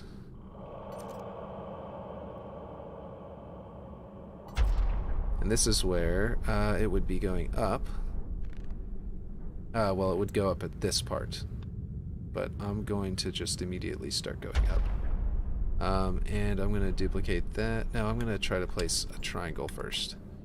If they have... well, here's pyramids. So we have a basic pyramid. I was thinking there wasn't a pyramid, but I know that there's a serious lack of tetrahedrons in the game right now. We've got rings, spheres, trapezoids, triangles are probably what I'm looking for right here, but I don't know if it's going to have the correct shape, and if it doesn't, then I'm going to just turn one of my walls on its side. Yeah, these just get bigger and bigger and bigger. Why wouldn't you make a flat one? Why isn't there a flat one? Like, shouldn't there be a flat one that matches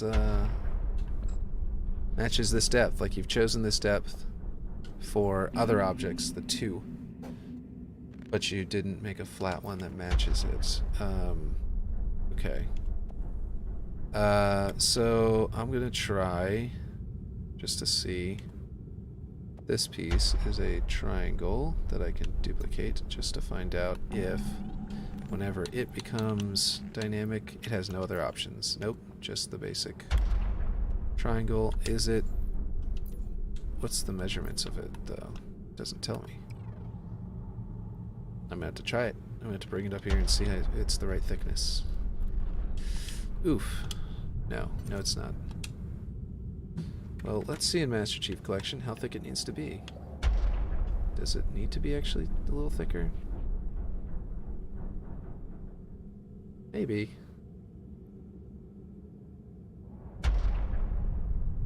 Let's see.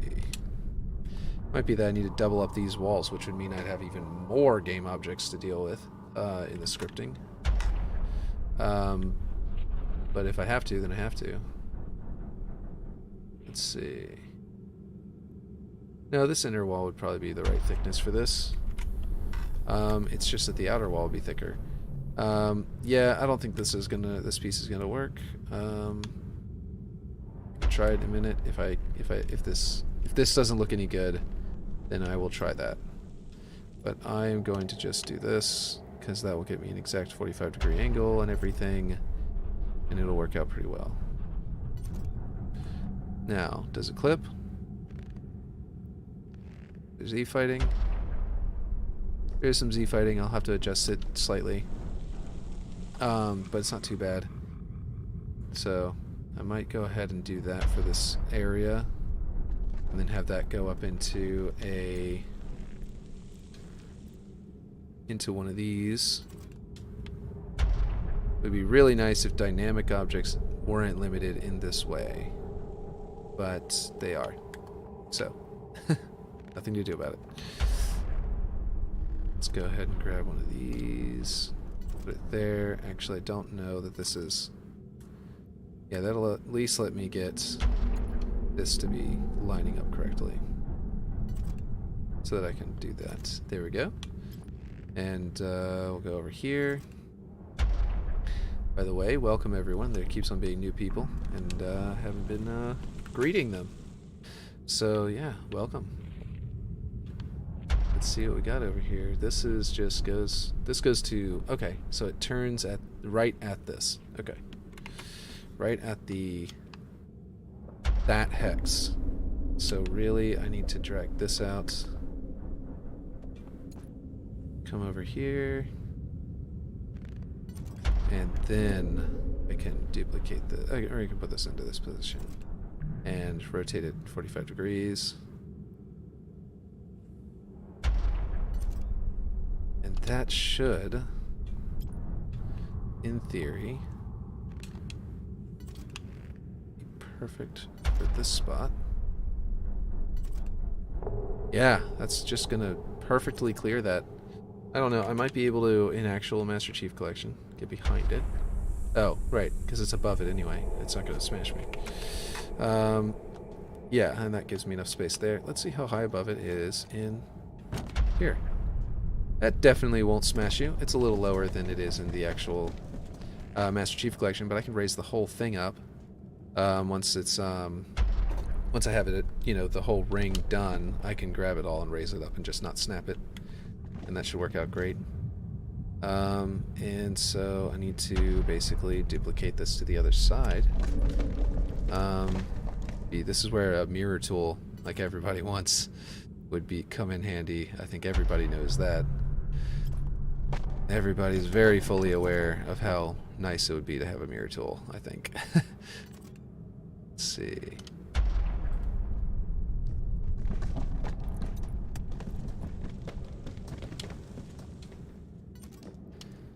I think that, if I'm not mistaken, Forge Lord actually was talking about that. I just call him that because I only know him on Twitter. Had never, I don't think I know he's in Deathcap for Cutie, I think it was. Who was it? Was it Deathcap for Cutie? He was a drummer. Whatever it was, it's a band that my wife is a fan of, so she knew him before. I was not a fan of the entire genre of the more emo sounding music, so I don't often listen to that. But my wife was a big fan of his, apparently. Not necessarily of him specifically, but of his band. So that was a pretty big surprise for me to find out that he had been the guy from that band, or the drummer from that band.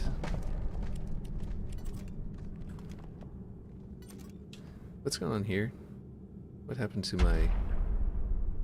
Whenever I copy those objects... So if you copy dynamic objects, do they get messed up? Because this appears to have gotten messed up. Yeah, this definitely got messed up. That's really weird. That must have been what... there's somebody making... his name. Somebody making a... like UNSC frigate on that I saw on Twitter, that he was complaining about whenever you copy objects that it really messes up, and I was like, I haven't really seen that happen. It usually only messes up whenever I undo a copy, but you know, I'll look out for it. And I asked him if it was because he had selected so many objects to do it with.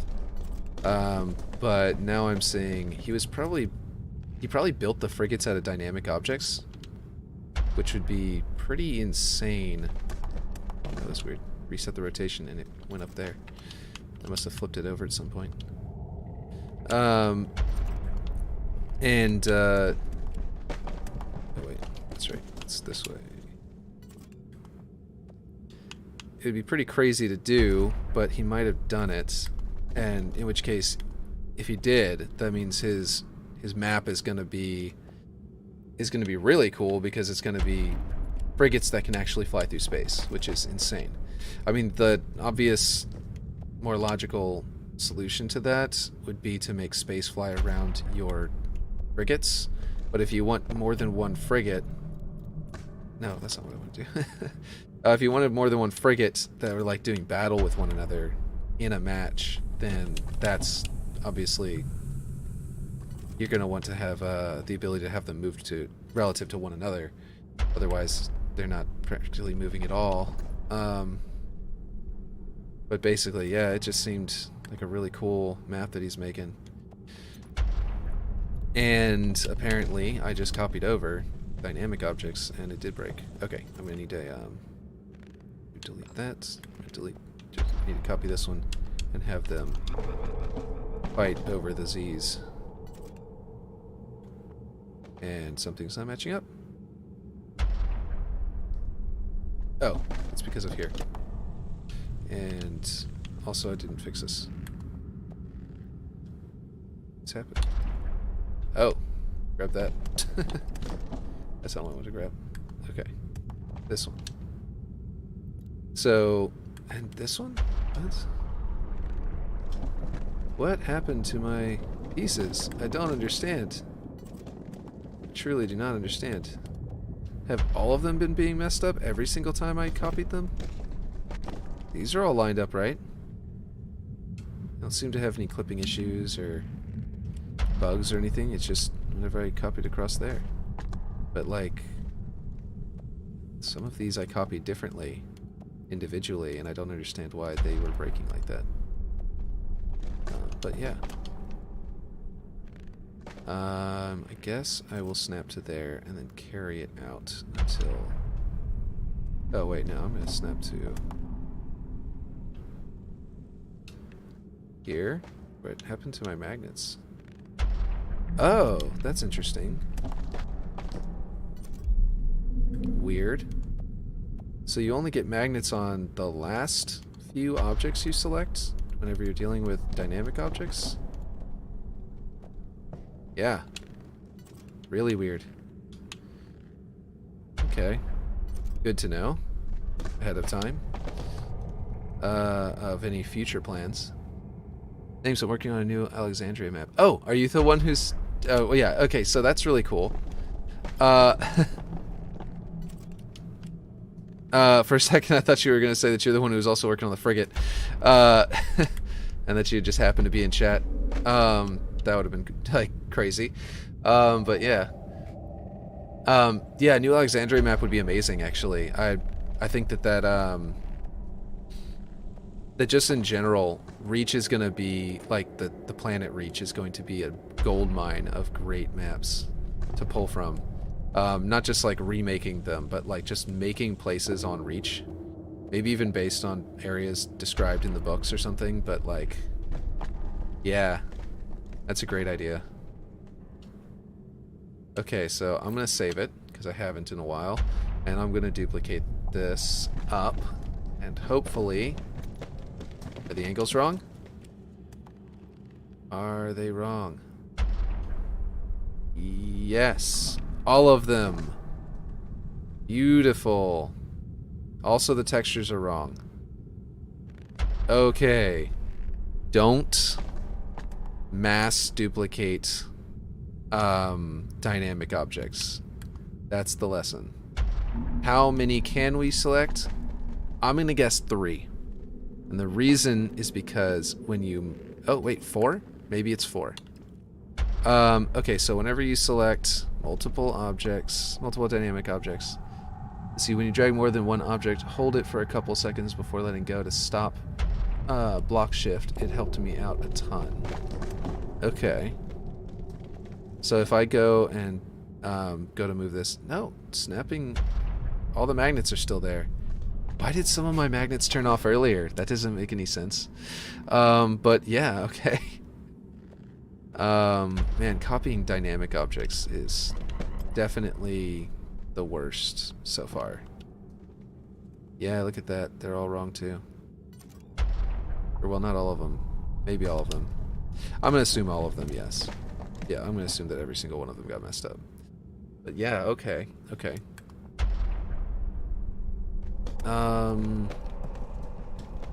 Jeez. Okay, that's annoying. So, if we do this...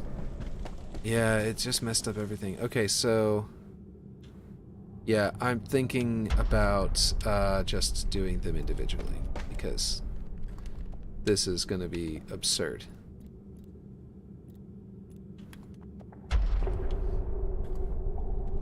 This is going to be just truly absurd trying to deal with. Oh, and it lost texture. Okay. Did I not finish out the texture? No, I definitely did. Yeah. Okay, so that's interesting. Okay. In that case, I'm just going to have to do them one at a time anyway, because they're just going to have to... I'm going to have to manually line them up. So I will just do that then, I guess. Just for dynamic. I mean, the static objects have been being great the whole time. Let's see. Also, turn off magnets when mass moving. They seem to cause issues. Okay, so is it the magnets that cause the issues whenever I duplicate, though? Because I imagine that could cause issues, too.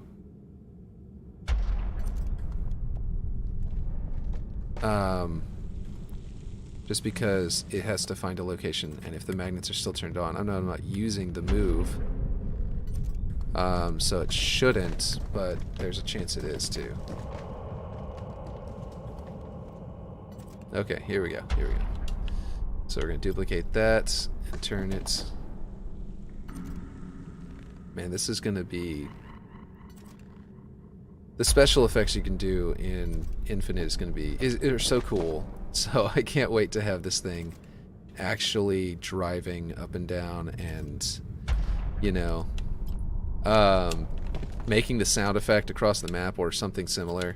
I know I'm going to be limited in what I can place in the game, so it's not probably going to sound exactly the same. But if there is something anywhere close to this like hammering that you're hearing from Master Chief Collection right now, then that's going to be amazing. Let's see, did I get that right? Yeah, okay. And I really just can't wait to see this thing moving. Oh, that's not what I wanted to do. Oh boy. Okay. Sure. Okay, duplicate it first, and then come up here. Okay.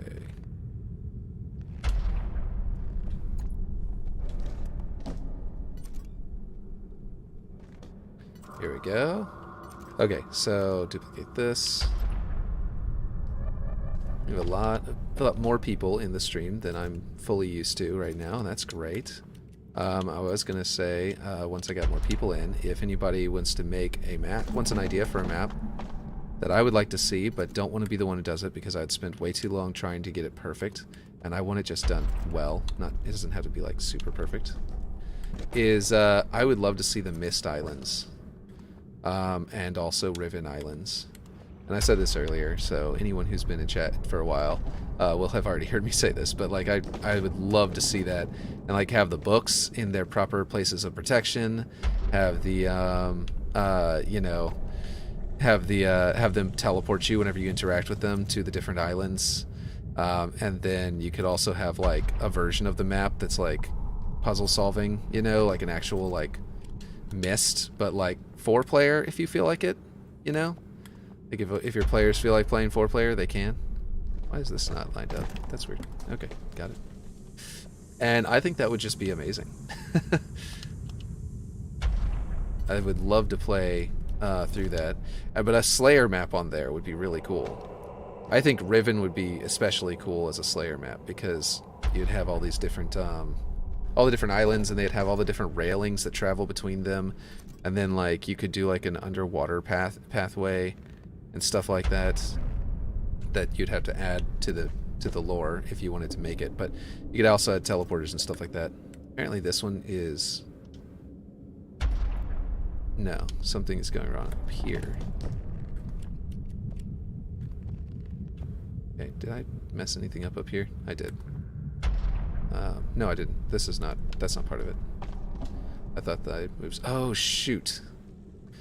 I did mess up something up here. What did I mess up and how? This got... No. Messed up thoroughly. Okay, well, I will have to fix that later because I don't know how far back that was. Let's see. Here we go. Just snap to that one, and that one to that one. Okay. Was that one's rotation wrong? Yeah, it was. Okay, so we're starting to get the shape. And then it's going to need a second layer on the outside to make it extra thick. And we need to go a little higher, I think.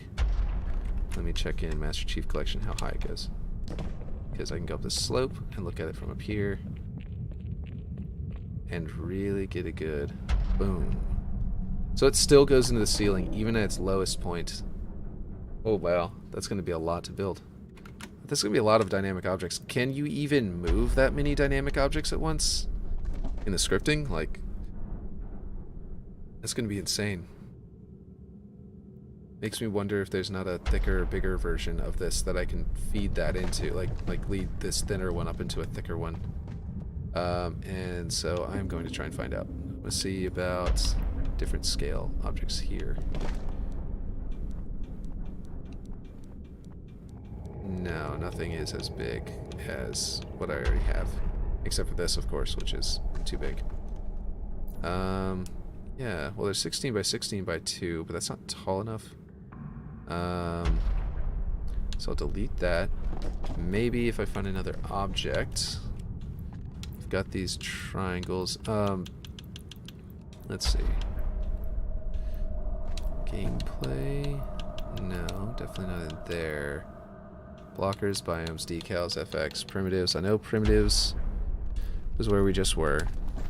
And the Halo design set don't have multiple options, so I'd have to find a wall that's huge. So if there's a really huge wall, then I can use that. These are all angled walls. That's not right. That's column. Okay. No, I know what all these look like already, even though I'm only seeing like one side of them. I already know what these look like. Okay. It can't be any of those, so it's... Oh, jeez. What's scale objects again? Oh, right, that's just Master Chief. Okay. Okay, so if I go into structures, what do we have? Because it might be that we can grab something from in here. I don't know if any of these, whenever these are dynamic, they do have different sizes. Okay, that's cool. I definitely like that. But, obviously we can't use that for this. But... not unless there's one. Okay, so maybe if I find just the right object and can find one that'll be really thick. I might even be able to find something with a slope, which would be really fantastic. Let's see. Okay, none of these have a slope on the bottom. Or are very tall. Okay, columns, cover. No. Doors are going to be all sorts of weird shapes that are going to have holes in them, so there's no way I can use that. Not unless they have the actual door itself. No, that's definitely not going to be the right shape. That's too much detail. Yeah, none of these are gonna work. Floors. What is that? I forget what this looks like. Oh, that's the huge one. Okay, I see. Yeah, that actually... Okay, this one specializes in being huge. If I make this dynamic, how many options do I have? Okay. Let's get me a little closer to there and turn it a bit. Okay, so no, none of these work, really. They're not any better than what I already have. Except for the one that's really big is definitely bigger than what I have, but it's just too much. It's too big. Okay, so what's this? We've got a single UNSC wedge. Wait, is this the piece I've been looking for all of this time? Is this the tetrahedron? I mean, it's not actually a tetrahedron. It goes off to a corner, but this is the piece I've been looking for. Okay, aside from this, I am going to put this down here because this is going to make... Hey, I don't want to have to go looking for it again. I want to be able to remember what it is. Okay. That's a piece I've been looking for a while, and I'm glad to have found it. Okay. In the walls section. Oh, right. This will give me a slope. That's interesting. And it's thick. Let's see what its dynamic options are. Whoop. It's definitely a thick boy. Okay, so it doesn't have any other dynamic options, though. So if I use this, that's it. That's all I've got. And it'll have to be coming up out of that, and oof, don't know if I want that. Okay, so I think I'd be better off possibly just building a slip for that. But let's see. Okay, walls. Let's see. Wall panel piece B. That's just the same thing, but wider, which is nice, but not what I'm looking for. Unless it can have... do any of these have dynamic? No, these are all just one size. There's no scale for these. So if that's the case, then I'd have to have... one of these would have to be perfect all on its own. And that's probably not true. It also is all going to have weird shape and texture to it, so compared to what I already have, which would be interesting to add some shape to it, I suppose. Wait, what am I doing here? Doors, multiplayer. No, I was going back to the walls because I want to see if I did use one of these on the outside portion and add a little bit of texture to the outside, basically, whenever I thicken it up. Would this be the option that I need?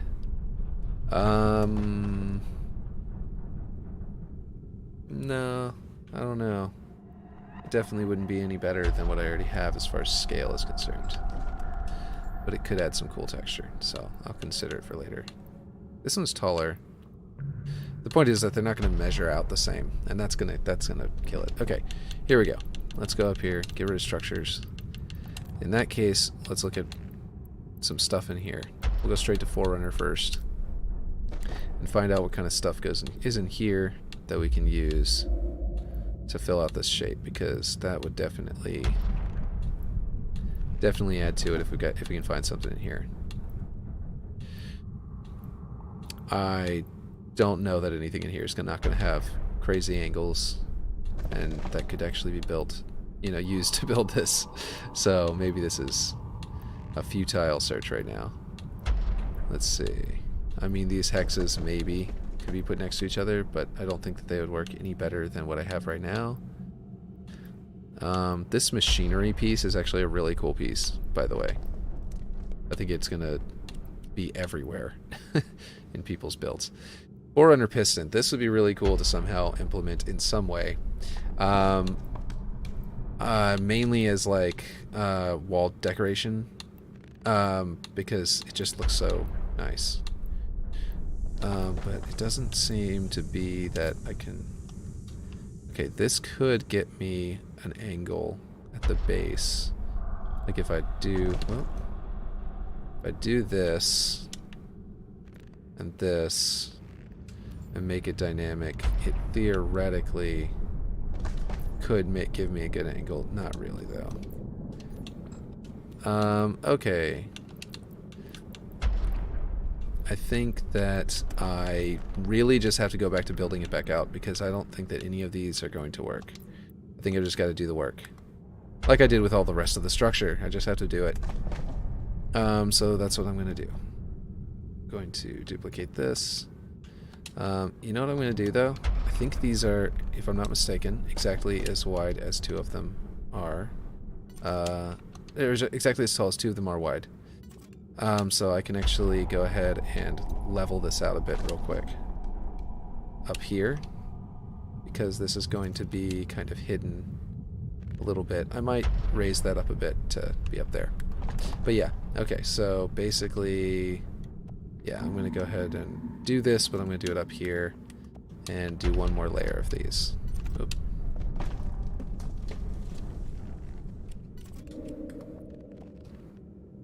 That's not what I wanted to do. Really? You're just gonna pretend like that wasn't just that didn't just happen? It wouldn't undo. It was just trying to undo the movement of the block to the next to it instead. I think that dynamic objects are probably where they have the most trouble right now. Clearly, they have the most trouble. There are many reasons that I think that this is the most troublesome that they have. This is not lining up. There we go. And this one.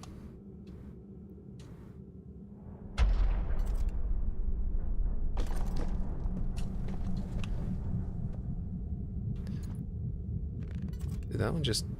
Okay. Oh, I'm being dumb. Duh. Of course. Select. Duplicate. Oh, it's not going to line up properly because they're getting screwed up. Never mind. I wasn't being dumb. I'll definitely have to fix every single one of them, apparently. I mean, those were too? No. Okay. I don't know why it's... So, whenever I duplicate this way, it comes out right. The angles are all correct. Whenever I duplicate... Why is it moving so slow all of a sudden? Don't think I changed anything. Maybe I did. Okay. But whenever I go up here on top of it, like, you know, it always duplicates toward you, so that it's in front of the older version. So if I get up here and I duplicate, it's great because it pushes it where it's supposed to be, but then its angle is wrong. Well, okay, it didn't do it that time. No, it did. It did. Its angle is still wrong. And also, it won't reset the angle. Maybe this one's angle is wrong? What the heck?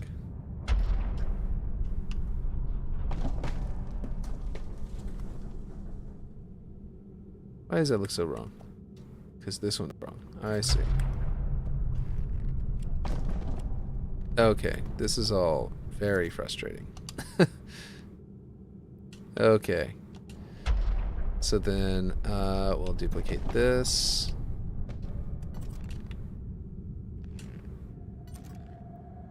And apparently correct its angle.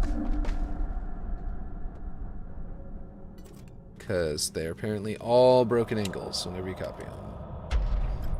Or not all the time, because it definitely didn't happen every single time that I did it, but for some reason it's happening half the time at least.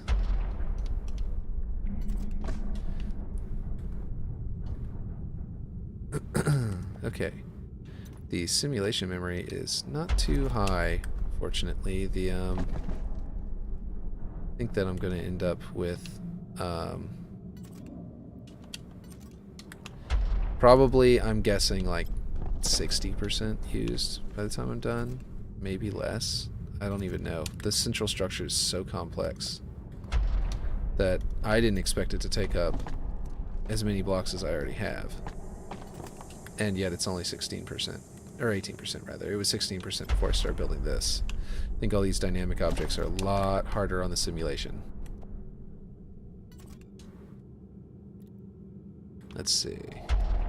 Oh, I believe that has something to do with rotation type. Try changing it from world to object. Oh, okay. Oh, it was on object. Maybe it's because it was on object. Let's try that. Oh,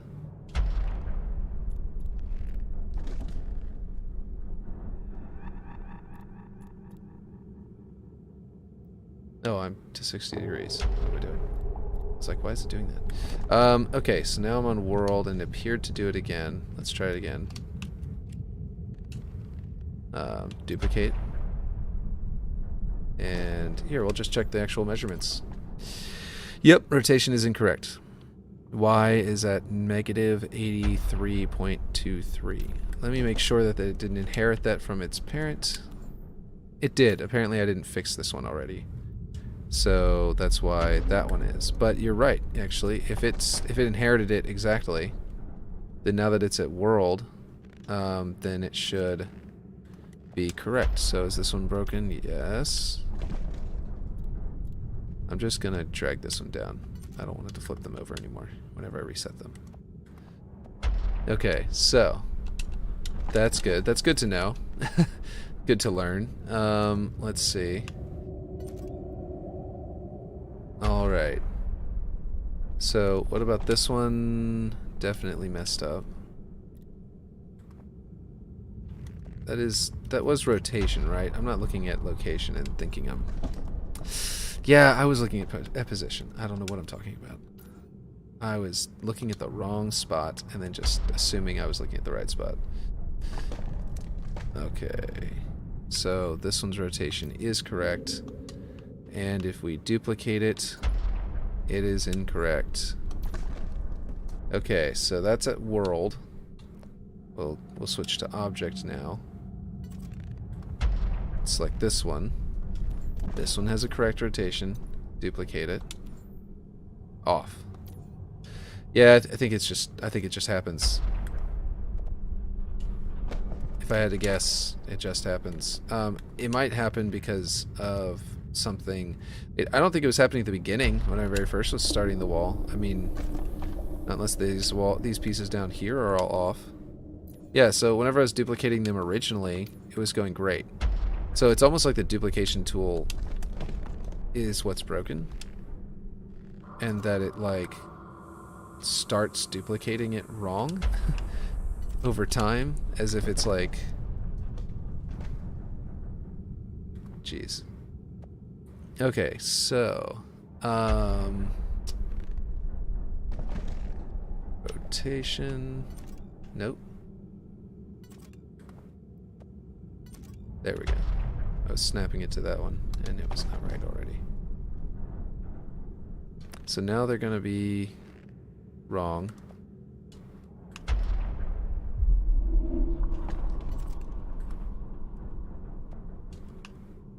Okay. There we go. So that's interesting.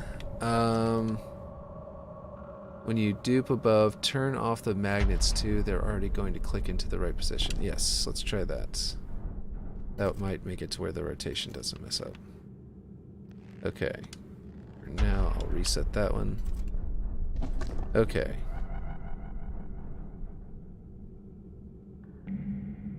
We'll do this one. Okay. This one has probably broken rotation. It does. I need to reset it anyway. Okay, so now we know it's right, and it's snapped to the right location. I'm also going to fix this one while I'm at it. And snap it to position. But anyway, just so that it's not next to one that's wrong, so it throws off my vision and all that stuff. Okay, so we've got magnets off now, and rotation is set to object, and duplicate. No, that is still wrong. Okay, well, and snap that into position, and then I think turn off the snaps. Switch to world, try it that way, and it's still rotating. Yeah, it wasn't doing it to begin with, so whatever happened is some kind of... It's something that happened in response to me making so many of them, or something to that effect. But actually, I do want to delete these, because I want this piece to go across here. And if I'm going to do that, no, I guess I hate dynamic objects. Yes, exactly. That's been my experience too. And actually, whenever that was weird. Apparently, if you delete them, and what is it doing now? If you delete them and then, okay, it doesn't like that one of these. Okay, did this get turned to... No, it's still phased. Okay, now it's working. It didn't want to collide with that one for a minute there. I don't know why, but it had to do with probably the physics, or testing for physics. It was acting like it was a vehicle. Like, if you have the vehicles, so the rotation does get messed up still, even whenever I do it that way. So I don't know how to avoid the rotations getting messed up. Classic YouTube chat, hello, can't talk charging phone. Classic YouTube chat, not being to talk on console. Oh, being able to talk. Yeah. I know what you're talking about. Yeah. It's, they definitely need to fix that. Because that's an obvious, feature for YouTube. Like, how do you mess that up? But I guess because they don't have a keyboard or something, so they just assume people aren't going to use chat. But I don't know. I mean, they've got Cortana, right? Microsoft does. They should put Cortana, if she's not already in the Xbox, they should have Cortana in the Xbox. And then they should make her be able to, you know, they should make it to where she can basically voice to text. You know what I mean? Like that would be great. I don't know if she can or not, but or if she's even on the original. I mean, on the Xbox, because I've got one, but I play on PC, so I mostly don't even use it. My graphics on PC are not as good as my Xbox, to be honest, because I have min-spec graphics card on Halo, for Halo Infinite. I have the exact one that they list for the AMD min-spec. Need some water.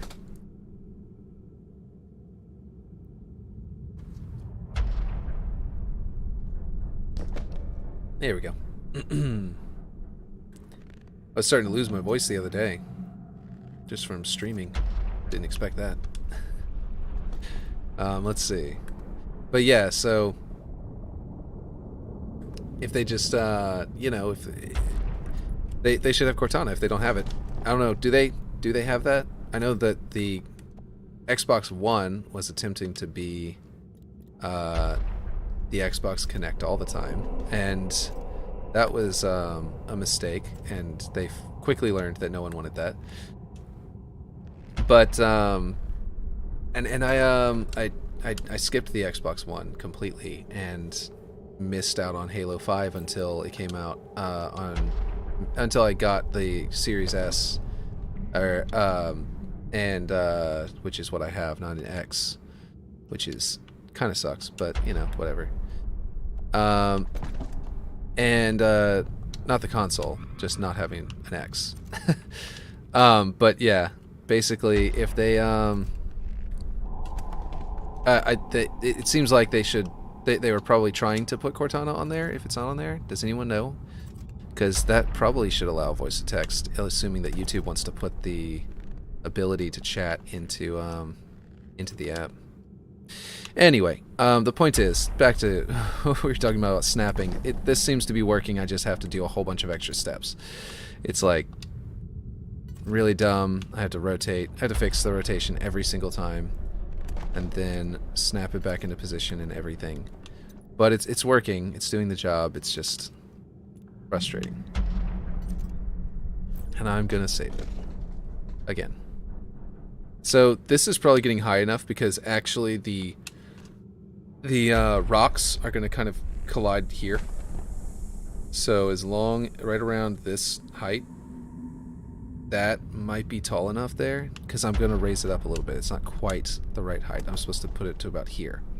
So it's actually going to be, I'm going to grab the whole thing and sort of drag it upward. And hopefully that doesn't break everything, because moving a bunch of dynamic objects might do that, and I didn't think about that until just now. Okay, I'm going to save it. I'm going to select all the dynamic objects now and fix that before it gets to be too much, because that's not something I want to have to go through.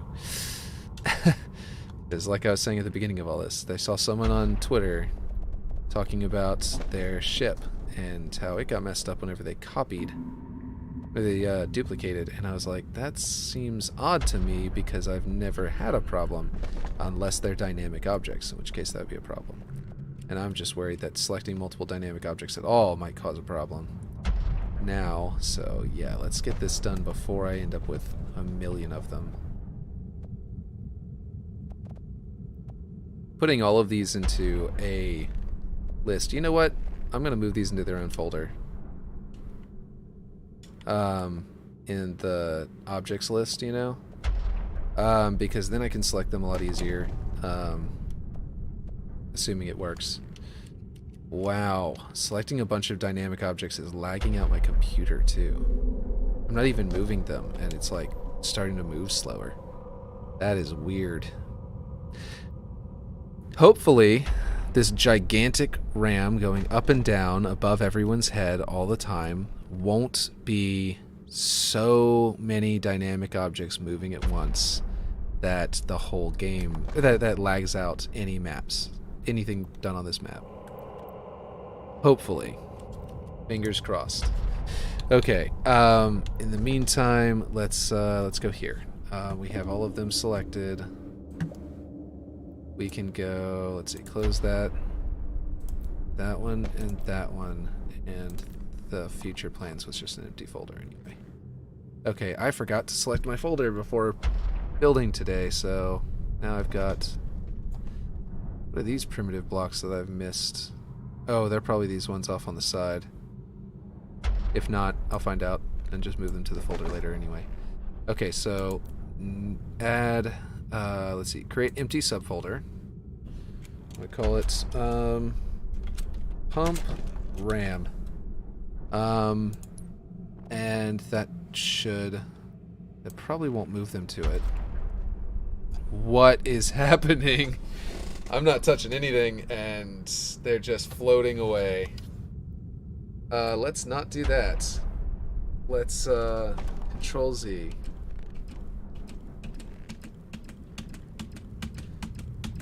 Mouse and keyboard undo, by the way, works way better than every other... Oh, geez, everything's rotated wrong. That was weird. In case you're using a mouse and keyboard, you should know that if you have mouse and keyboard available and controller available, undo on mouse and keyboard for movement is way better. It tracks each and every individual object that has moved, and it undoes it. So like just now you saw, they were floating away in all different directions, and that fixed it. All of their angles are wrong. It's like dynamic objects have their own world, like world angle. You know what I mean? Like they don't follow the same as everything else. Oh, if you have problems moving it, remember to hold it for a few seconds in position before releasing. Give your server enough time to catch up to your move. Okay, that makes sense. Yeah, I am on the server, so that does make sense. You saved back out and open that bad boy back up. Yes, exactly. I did save. That's a really good point. That would say the loading time of reopening the map is probably going to take less time than rearranging all of those. Comparable time, but less time. So that's a really good point.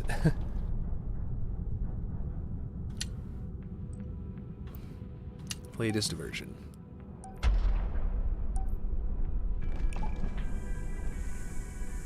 I was just talking about on Twitter about how I do not save enough. There's some people in with 15, with 1,500 saves. And they were talking about it on Twitter, how they're like, how often does everyone else save? Because this seems excessive. And I was like, and everyone else was agreeing with, it was telling them, no, that's good. You don't want to lose your data. And I have lost 10 hours of data in one glitch. So, because I was saving, but it broke. And I had, my simulation memory said 0% at the end of 10 hours of work, off and on. It wasn't continuous. I was getting up, walking away, and coming back, and getting up, walking away. And at the end of those 10 hours, I was like, I got back to my computer and I was like, hey, why does it say 0% simulation memory used? That seems really weird. And so I was like, okay, well, I'll just go ahead and save it back out and come back in. And whenever I came back in, it was gone. All my progress for the last 10 hours, several saves worth of progress was just gone. I'm gonna create the empty folder first, so that those objects don't float away while I have them selected. Pump RAM. I know it's not a RAM. I do appliance repair. I did appliance repair. I know you wouldn't call that a RAM, but the sound it makes me want to call it a RAM and not just a like a piston or something like that. It's actually kind of a counterweight because it's not the piston. It's not part of the device. It looks like some kind of just outer shroud for whatever is actually the device, and the device is up inside the ceiling somewhere. But yeah, I don't know. Let's see what we got here. Now, hopefully all of this will go into a folder neatly and nicely and not try and fight me and not try to create any bugs and all of that. Fortunately, I messed up this this railing. I'm going to have to redo that, but that's going to be easy compared to the rest of what I'm having to do with this RAM. So, let's see.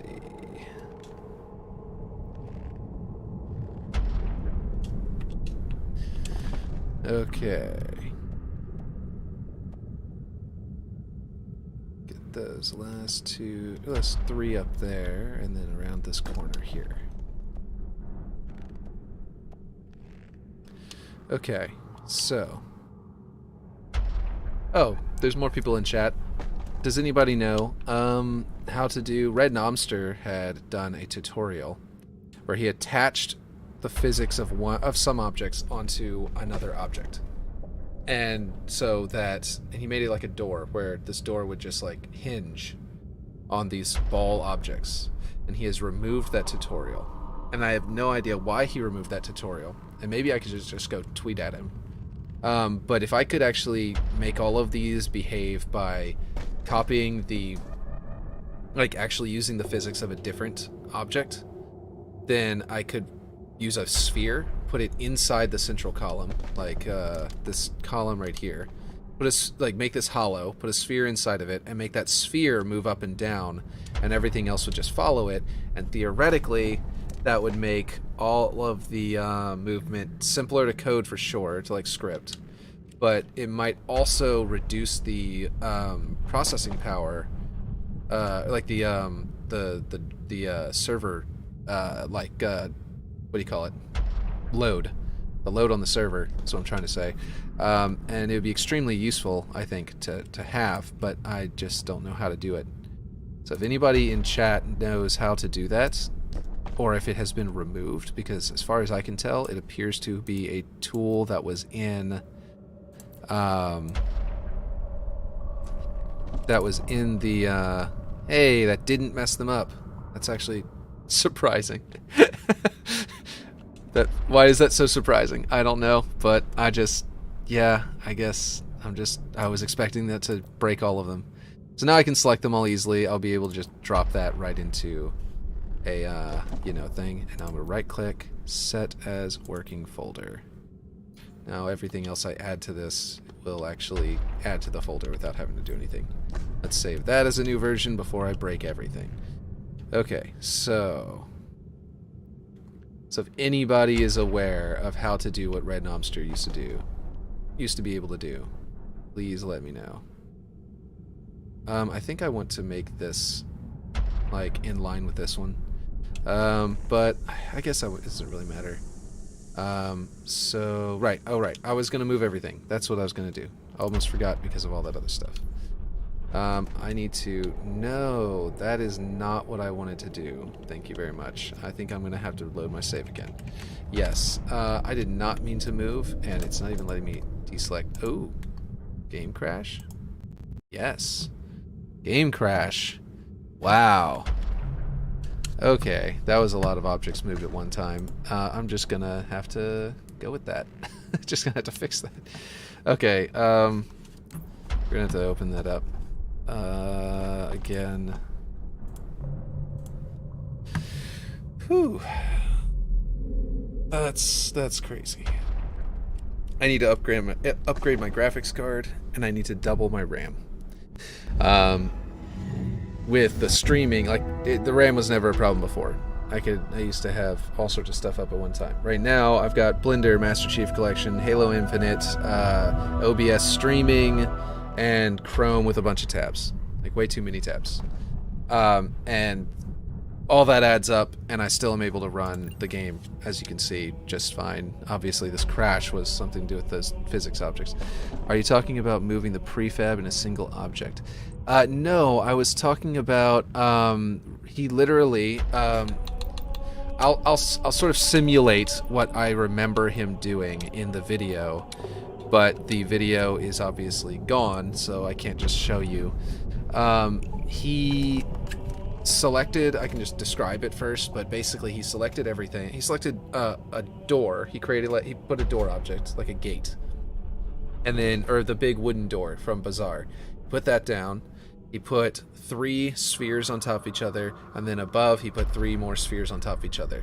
And then he put a hex column that was hollow around them, so that their physics would have them, the 2 of the spheres were fixed, and then the middle one was dynamic and just like floating there. And he put the hex column around it so it wouldn't roll out, and then it wouldn't roll up, or couldn't go up or down. And what he did was he selected those two dynamic spheres, and then he selected the gate, and I think the gate was also set to dynamic. And then he held down X to bring up the radial menu. Or maybe it was Y. I forget which button. Which one? The one that, yeah, I think it's X. Yeah, he held down X, and then there was an option in that pie menu that made the objects have... What the heck? Oh, okay. I thought there was something wrong down there, but there's actually two pipes next to each other. It made the door, and it bound the door and the two spheres all together as like one physics object that was based on the first one he selected like rotation marker. So like he basically like its center was in the sphere. So he ended up making it to where if you ran into the door, the sphere would have tried to move out of where it was, but the hex column, the hollow hex column around it held it in place, so it couldn't fall out. And he ended up building an enormous hinge that was all based in physics. It had nothing to do with any scripting or anything. He just went two dynamic objects, held down X, and there was like an option like right here in this empty slot on the side, I think it was, or maybe it was on the left, or maybe it was down. I don't remember. I know down is where prefabs options come into play eventually, like if you create a prefab. But yeah, it was weird, and maybe it was that he turned them into a prefab like you're saying, but I could have sworn he just said if you select this, then it binds them together with their physics, and I just can't remember what it was because it was like a month ago that I actually watched the video, and now I'm like, or less, and I just can't really remember. Let's see. So if you know what I'm talking about, please let me know. See, why does it do that? I'm getting... Go... Okay. Oh, now what's happening? Oh, it's going into move for some reason. Oh, Jesus. Why? Why did it do that? I selected them. All I did was select them in the menu. I didn't activate move or anything, and it just did this. Okay, well, this is going to be a very riveting stream of loading into a map and loading back out. It's a loading screen simulator. But yeah, if you know what I'm talking about, then please let me know. It might be because they're prefab, like you were saying. But I don't know. I wish you could go into that menu, by the way, and select objects, and then like right-click, and then say prefab these, basically, so that you don't have to go into the pie menu, and you don't have to have them selected, like in the world. But yeah, oh, you know what? I think I know what broke just now. I think I know what I just did that ended up breaking it. I need to use mouse and keyboard controls if I'm going to select those little... if I'm going to use the mouse to select which objects I want to have selected, then I have to continue to use the mouse and keyboard to get out of that menu, or else it's going to cause problems, because whenever it switches mouse and keyboard to controller is probably when what caused that. So if I come up here, okay, and I open this, and I go to mouse, and I, hey, they actually kept my folders closed this time. Interesting. And I click the pump RAM, I hit escape. It did not go into move. Perfect. Okay. That's what I want to do. And then it seems to be working just fine. And then I can make a prefab. Oh, wrong one. I'm going to try to make it a prefab real quick. And then I'm going to try to not save the prefab, but like if I do this, can I move it all as one object? Like you were asking me if that's what I meant. Sounds incredibly simple yet complex. In your case, you don't have a hinge and a swing. You'll just need to prefab to have an item in the center, and you'll need it to arrive at that point above it. Yeah, that makes sense. That's where an alignment tool would be really nice. Like, you know, I want to align this object to that object. Probably not. I'm not sure what you're referring to because of the lag of, you know, YouTube, of streaming in general. So, but yeah, probably not is what you said just now. But yeah. Okay. Okay. So maybe I shouldn't do this horizontal part. Maybe I should do the horizontal part up there. And just go ahead and I'll just drag them up there and snap them into place up there. Because I realized that's actually going to throw off everything a little bit differently. Duplicate. I wonder if the rotations are fixed now that I've had to close and reopen. Let's see. Nope. Why was it not doing it with the first, like, 30 or so? I've yet to figure out a way to get prefabs to move without multiple script brains.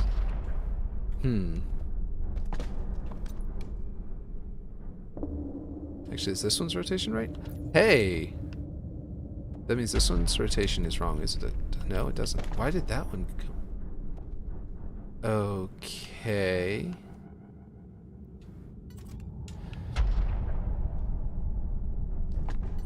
I think I might have figured out why the rotation's getting messed up. If I go, click duplicate, is it messed up? No. Okay, maybe I didn't. Maybe I didn't. Because I was thinking it had to do with how quickly I was hitting, like you were saying with the servers with movement. I was thinking maybe the servers were having trouble keeping up with my clicking and then duplicating. Click, duplicate slowly, and see. No, yeah, that came out good. Okay, so now I'm going to do straight down and do it. It did not. Hey, look at that. Figured out what's going wrong. So if I go at certain angles, like this one, it duplicates just fine. And if I go at it from above, it does not duplicate just fine. Yeah, see? That's perfect. Okay, so it's all about the angle of how you duplicate. And that one's perfect and above because I did just the right angle. Okay, that's interesting. Okay, let's see. Making them individual pieces and moving all of the individual pieces to duped pieces above them. Oh, dear lord, that sounds crazy. I know I can make an object list. Oh my god, am I gonna have to do that? Get prefabs to move without multiple script brains. Am I gonna have to move every single one of these objects individually? Is that what you're telling me? 'Cause that's... Ooh. This thing is way too big for that.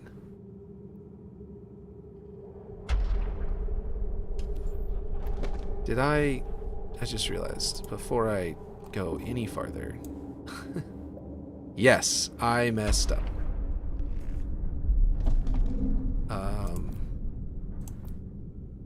I had not... After reopening it, I didn't...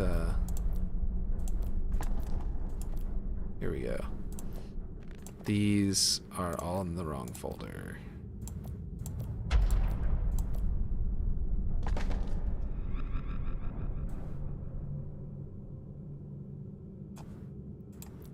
Move and Hoberman. Okay.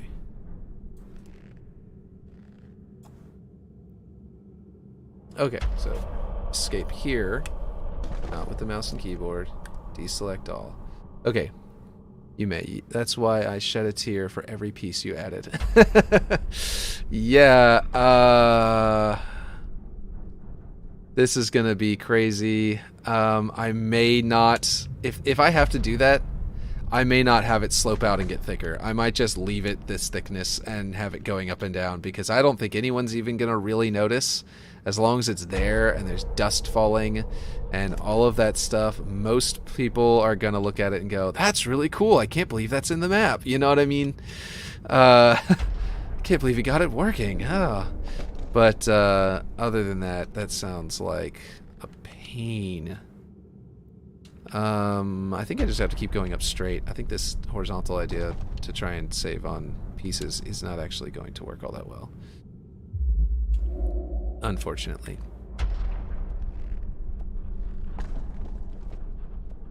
So I'm just going to delete those. And, oh geez, did I mess up that rod too? Or is it just thicker than it was supposed to be? Huh. Apparently I never fixed that. Made that too thick and never fixed it. I was having some troubles at that time. It probably got deleted. It probably got undone due to a save failure. Okay, well, here's an idea. Here's an idea. We're going to select a whole bunch of these and just duplicate them and drag them out here and play with some script brains to find out what we need to do right now. I know that they're going to have been messed up. I'm sure that they are not in the right spots. But that's okay, because I'm not worried about that. I'm just going to try to, let's see, so if I prefab them, can I move them as a prefab? I think I can have it say select all objects. You can select a prefab for sure in a script brain. I saw that as a thing, but I don't know how. I haven't used it yet. So let's see. Gameplay. Scripting. Script brain. We'll put this over here. And we will select this. And then go into that script brain, that node graph. I already have my ladders in there. Let's see. It has its own script brain though, so here we go. Its own node graph. Okay. Okay. I'm saying graphed with a T, which is not right. Anyway, so now that we're in that, I select that, and then I select this, and I hit Y. No. I go into the node graph, then I can refer to, I can do object reference. Okay. Add object reference, prefab 1, and script brain. Okay, I don't actually need this one. So prefab 1 and add node. Okay, so I want to do objects because I want to get add object to list. Can I add combine object lists? I think wait, delete object? Oh, just despawns it. Okay. If you prefab, it'll try moving whichever block is the main blue outlined block and nothing else. Wonderful. Wonderful. So if I just put that in as a block. Okay, so let's see. Object is in list. Remove object from list. Set spawn point enabled. Spawn object. So if I do add object to list, though, can I go like this? Will it grab all of the objects in the prefab and then add them to a list? New object list. So right, so I need to name the or create the list. No, I don't. I don't need to. And then I go, let's see. So what you're saying is if I just go in here and I say transform, I go objects transform and I say, I don't know. Translate object to point would definitely sets the position of the object, translate to a point. I'm sure there is a way to get them to move. I'm just not a script god. Do you think this is going to work? Is this what you tried? Grabbing the prefab and putting it into a list before trying to move it? Because if you just straight up moved it, it might have only grabbed the one object, but if you put it into a list, it might grab all of the objects in the prefab, put them into a list, and then you can use that list and have all of those objects move. I don't know. I'm just trying it, but let's see. Set object rotation.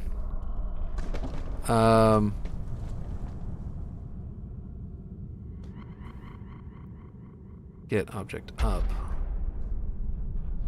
We'll say, I'm going to set object velocity. I'm just going to throw it. That's not going to work. I need to set object velocity and Let's see. I didn't put it into a list. Okay, cool. So let's try that then. Let's see if that does something. You cannot put a list into a set velocity. So maybe it'll work. Okay, so I need to say for each object in list, right? Surely there's a, let's see, get object. How do you repeat the process for each object in the list? Surely there's a logic. Where is logic? Where am I? Logic. Oh, it's right there. Jeez. Branch compare for each object. Objects for each object. There we go. For each object, set object velocity. Execute per object. Let's see. Velocity needs to be... I'm just going to throw them, by the way. 80 script brains. Yes. Oh, man. If I have to do that, you know it would be better? To script one, and then tie that script to the object as a prefab, and duplicate that prefab over and over again to build out the whole thing. Which means I already fucked up, if that's the case. And then I could, like... Yeah, but that's... if I have to do it that way, then I've already messed it up. But let's see. Where's the velocity? Velocity. Do I have to... Okay, no, I'm going to have to put in an object. Right. Okay, so velocity is going to be... Do we need a vector 3? Is that what we need for that? Variables, basic. I think we do. Just grab a vector 3 and put that into velocity. And I'm just going to grab a random... I'm just going to throw in some random numbers. We're going to say... we're just going to throw it across the X. Like really fast. And make them scatter. And I'm going to do all this on... we're gonna do this so I can activate it. Are these just going to fall, by the way? Are they just going to drop whenever I put them in this particular set of objects? Or is physics going to apply to them immediately? Or are they going to... do I have to set them to fixed to make them float? Or is... or is it like... Or is phased good enough? Like in Halo Reach and all that. Let's see. So we've got that throwing. Okay, we need to do... Event... Not custom. Whoops. Events player. On player mark. I like that one a lot because I can just press the button and it happens.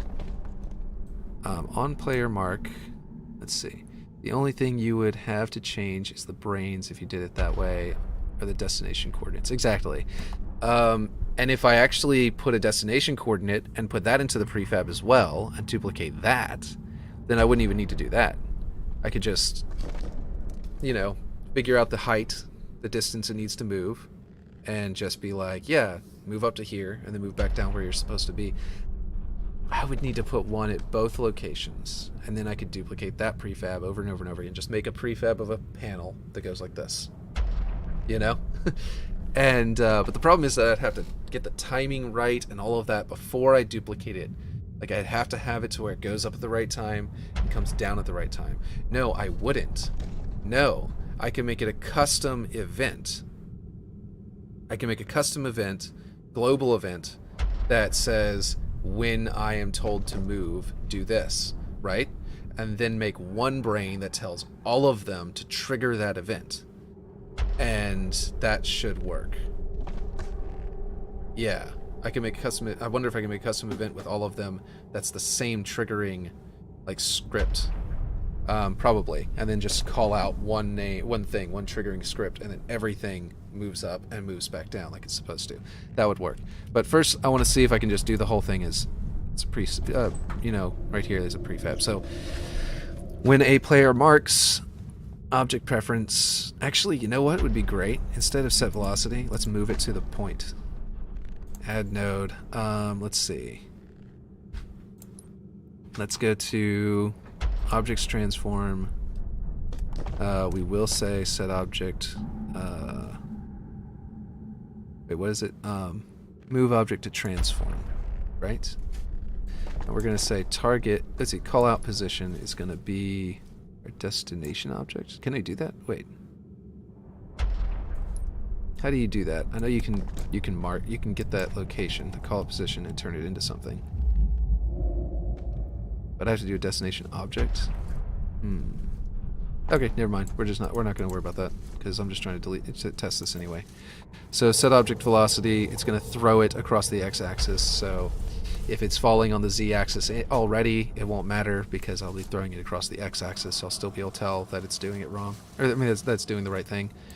And for each object, yeah, this should do it. Oh, right. Current object. Hey, we need that. So the object is the current object, and yeah, we'll throw that way. Okay, this should work. Let's see. Failed to build. Add object to list node. Missing required property. Yeah. So I think that answers that for us. It is, in fact, not able to add it to a list like that. So, hold on. That's not the menu I'm looking for.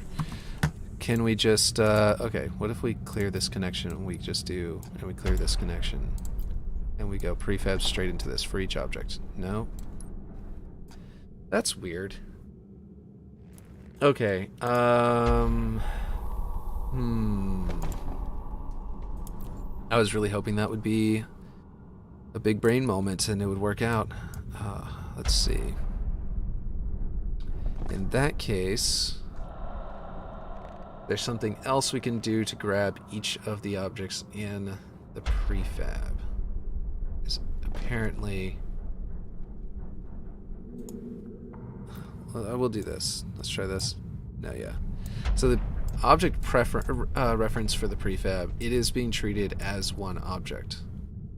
Be nice if they had programmed it to treat it as both one object and a object list at the same time. Because if they did that, then we'd be able to, you know, add an object like this to a prefab just like that. But now I'm thinking... Okay, there is a thing that involved prefabs. Where was it? I'm trying to think of where it was. There was an... I remember there is a bots events inventory logic objects. Was it this? There was like... Okay, add object to list, our same object, combine object to list, damage object. There's something about prefabs in here somewhere. Get objects in prefab. Ah! Yes. Found it. This should work. Okay. Yes. Aha. So. Well, they're not being thrown that way, but that's probably because I didn't actually make them fall. They don't have physics applied to them. Which means that I need to say... whoops, wrong. Okay, so we can now get all the objects in the prefab, and that becomes an objects, plural, instead of singular. So that should work. Not object velocity. We'll delete that. That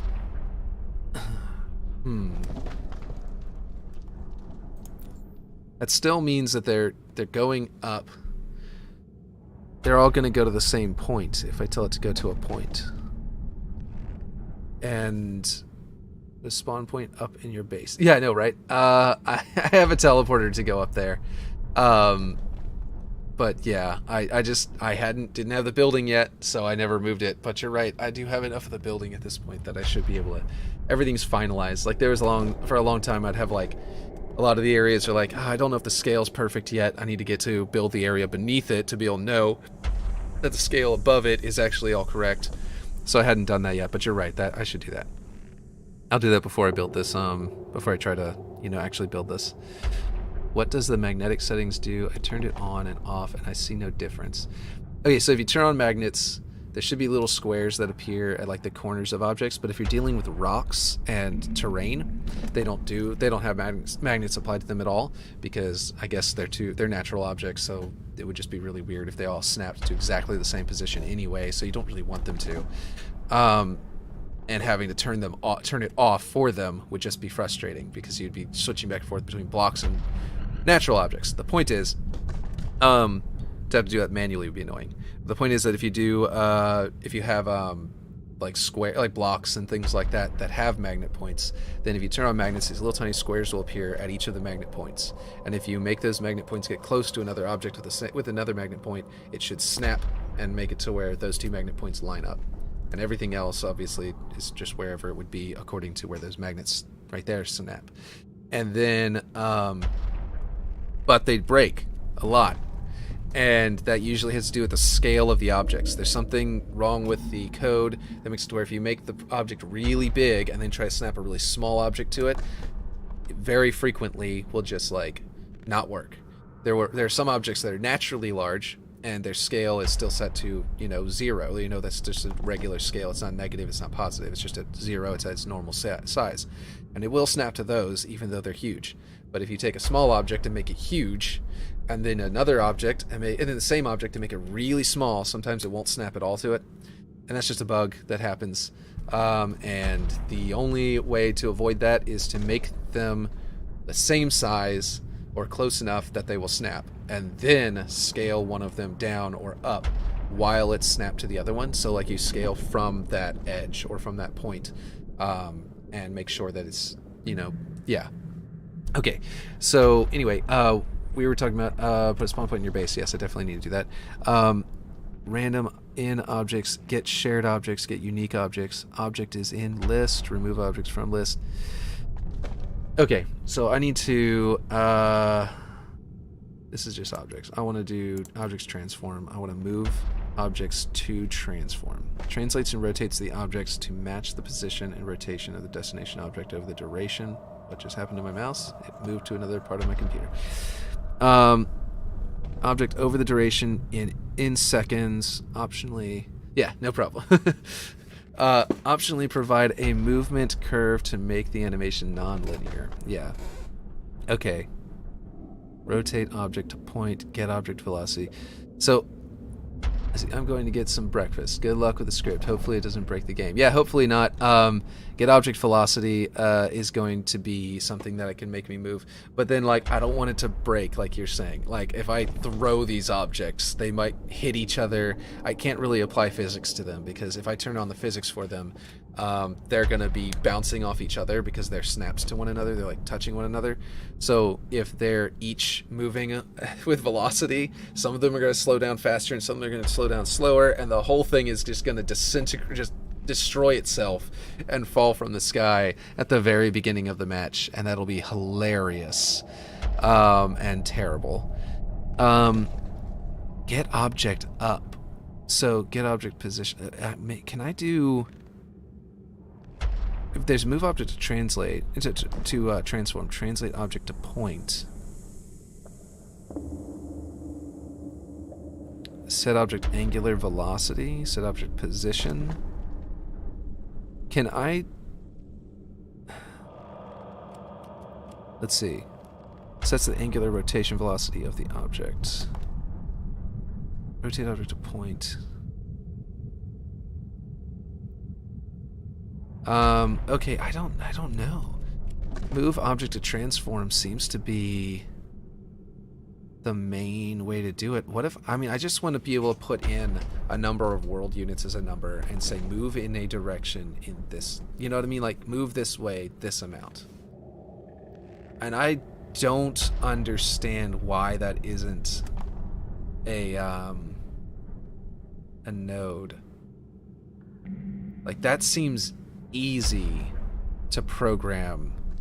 I've programmed in Unity. I was making several indie projects in Unity that I've never actually released any, but that seems like something I could program. Get object velocity. Get object up. Like if I could just get the object up and then say move that direction or something like that, then that would be great. Let me think. Translate object to point.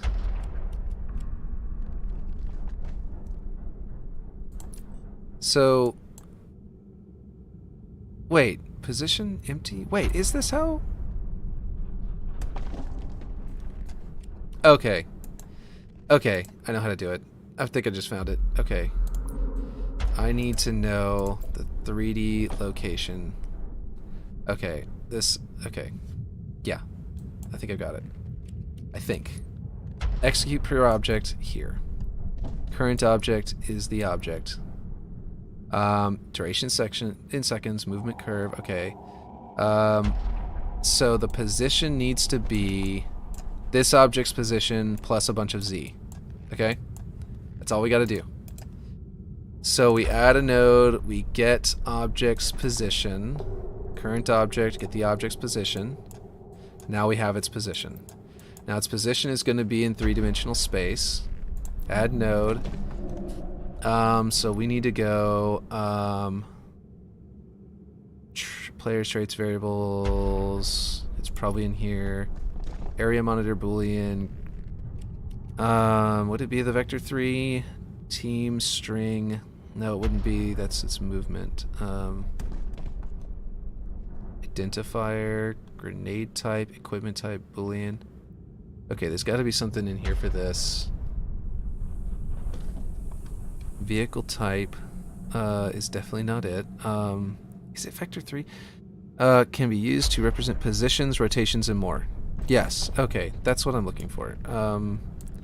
So first I need to split this position into, nope, that's not what I want. Add node. Object, get,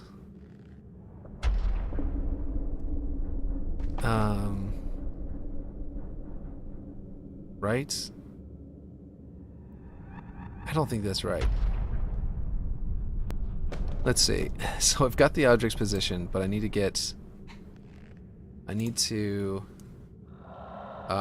add to its Z. I need to take it, I need to turn that position into 3 variables for its XYZ coordinates. I need to increase the Z, and then I need to feed them back into an object position variable. And I assume that it's using a vector 3. So I need to say, I don't need a vector 3, I have a vector 3. So I need to go objects, what was it again? It was, I did this with the other one. I could probably go look at my other code. I'm just trying to remember what the actual thing was. Get is valid, get list size. That's the number of objects. Get all spawn points, first in objects. Okay, where was it? Okay, was it logic?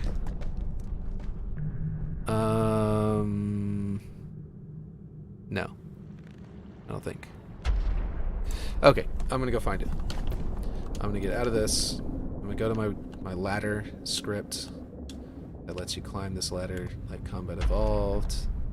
I'm gonna get in here in Halo 2. Get vector axis value. That's what I'm trying to get. So we've got the object velocity, which I turned into a vector axis value, and turned that back and then turned it back into a velocity. Okay, that's what it was. But I need my vector 3 for its location, which is what I need to apply up here. So I need to get the...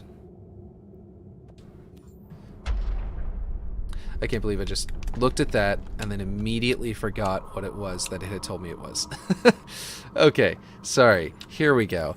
Get vector axis value. That is what they call it. Okay, so I need to look for get vector axis value, which is... which folder that's in, I don't know.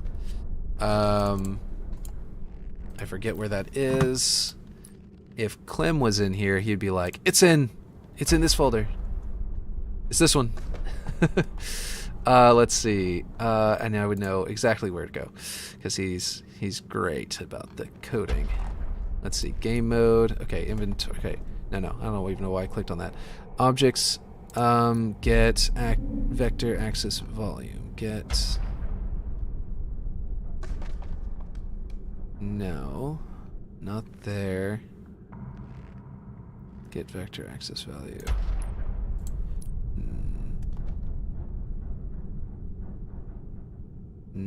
Object velocity. No. Okay. Where is that? Oh, it was variables advance, I think. Get vector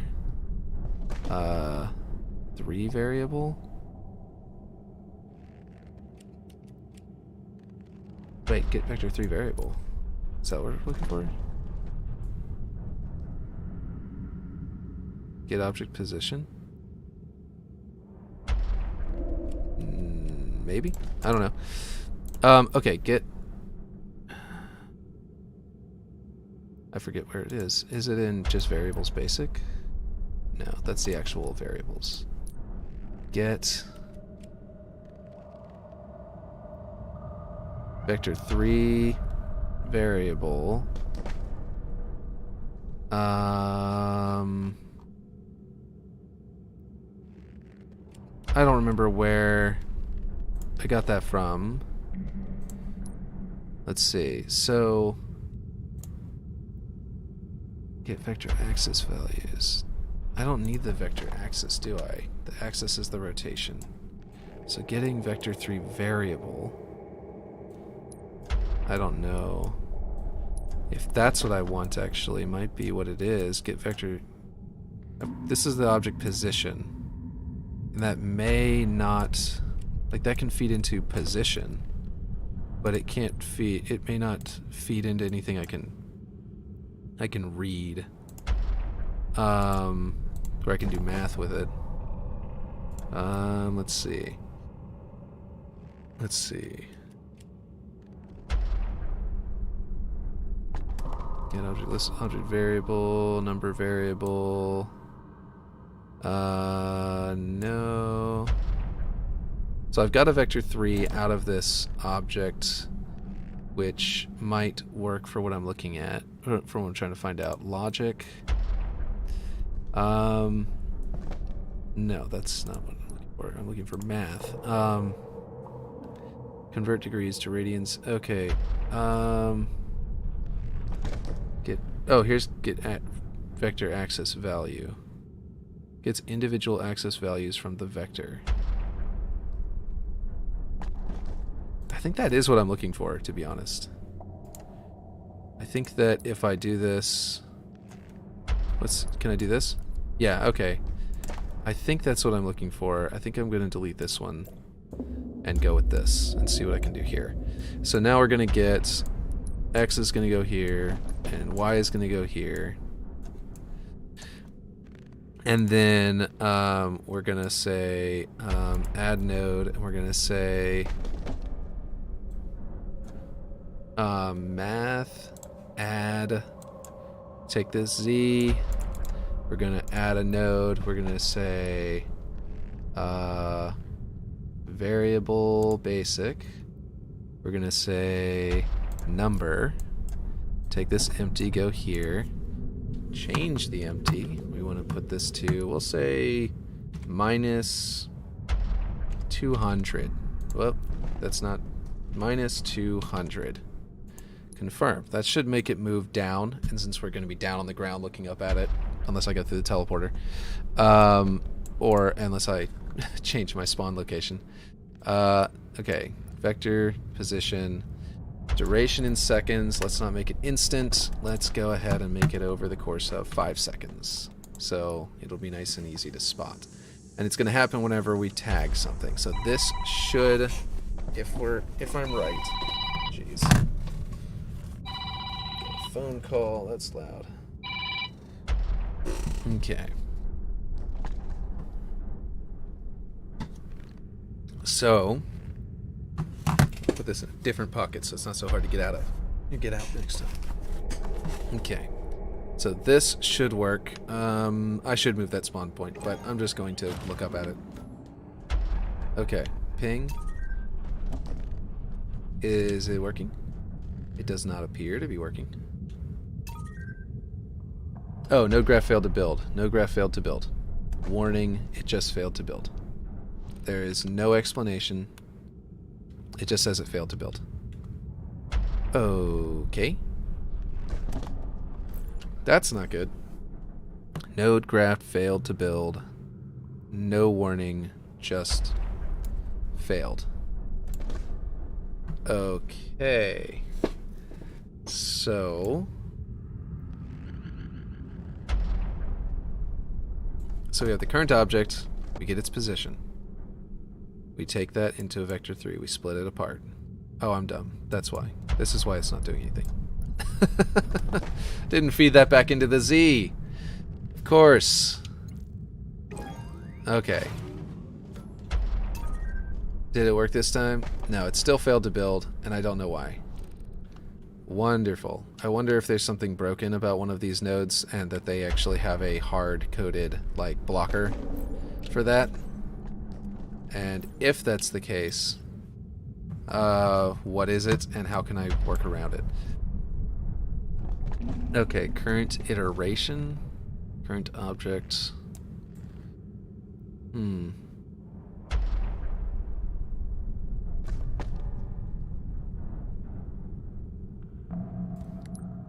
So, okay, so we've got our objects. We're going each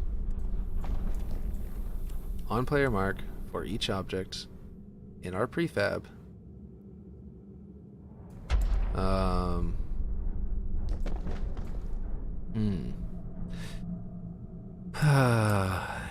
Execute per object this. And the current object that it wants to be is going to be... Oh. Wait. No. Yeah. Current object. And the position we're going to get is going to be the object's position turned into a vector 3. Keep the x and y axis values. That's fine. But go ahead and give us a new z. Reduce by 200. Put the result back into the z. This is our new vector 3 that we want, and that is our new position. Jeez. Okay, well, we're gonna try, instead of get object position, we're gonna try grabbing its vector. Get vector 3 variable, right? Object here. What is scope and identifier? Let's see, vector to vector. Okay, maybe this will work better, and maybe it will build this time.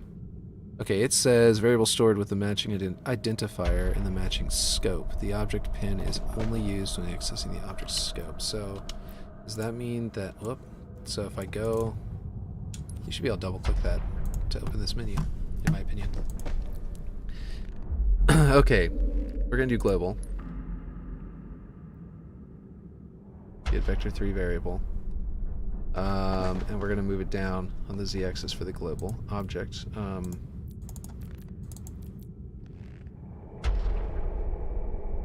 Yes? What is the identifier? Where is the... Oh, here it is. Enter a new value. I don't know why I didn't see that. I don't know what the identifier is supposed to be. I'm trying to remember what identifier is. I did pull it up at one point during the scripting of one of them. Of one of the ladders. At one point I used it. There we go. Oh, look at that. Get vector 3 variable node missing required property. Okay, so it must require the identifier. I don't remember. I think I got the vector 3 variable in here, so let's go ahead and look at this again. And we'll see what it does. Let's see. Get vector 3. No, I got the object velocity. That would be like using the object position one. So I'm not sure why. Get vector length, absolute value. Oh, jeez, what did I do? What do I do now? I mean, rather, for each object, current object is going to got the velocity here from my old one. And now I just need to figure out why this one, what does this one need? Okay, so its identifier is what's kind of baffling me what it needs for that. What is the identifier it needs? So I'm going to go ahead, because I forget what the identifier is. Stores a custom identifier string that is used to name variables and custom events. Identifiers can also be set in the Node Properties menu. Identifiers are not used in UI messages. I don't even remember where I used the identifier before, but we're going to go ahead and try to give it this because it said it needs an input. And it says missing an input, so we're going to say drop. I don't know why it needs this specifically, but we're going to find out. Because it still says that this first one, node graph failed to build, warning, but it is giving me script ring get vector variable node missing required node graph failed to build. So this warning is blank right here. And I don't know why. So translate object to point. Over 5 seconds. Movement curve empty. Maybe I should put a movement curve on there. Let's see. Should I do ease out? Yeah, I want it to sort of, you know, so I'll just, that's what I want on mine. Ease out, and we will build that. Nope. Identifier node references an undeclared identifier. Right, I need to identify. I forgot about that part. Okay. So, I do have to declare the identifier. I don't know why it needs an identifier in the first place just to get the vector 3. I don't understand that, but we'll see what's going on here. Variables basic. Do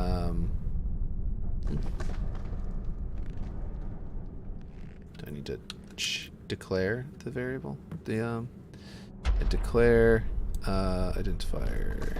Where's it? Declare. Okay. Where was that? Declare weapon type variable. Get Boolean variable.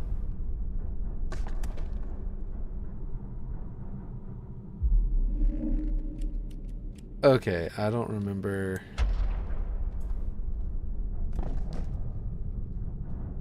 How to make the, like, why is this not, this is an identifier, right? This is stores it. But I need to declare it. And I don't see equipment, grenade, number of variable, object list, object variable, string, team variable, UI message variable, vector 3, vehicle, weapon. Okay. I feel like I have it. Is it? No, the string uses an identifier.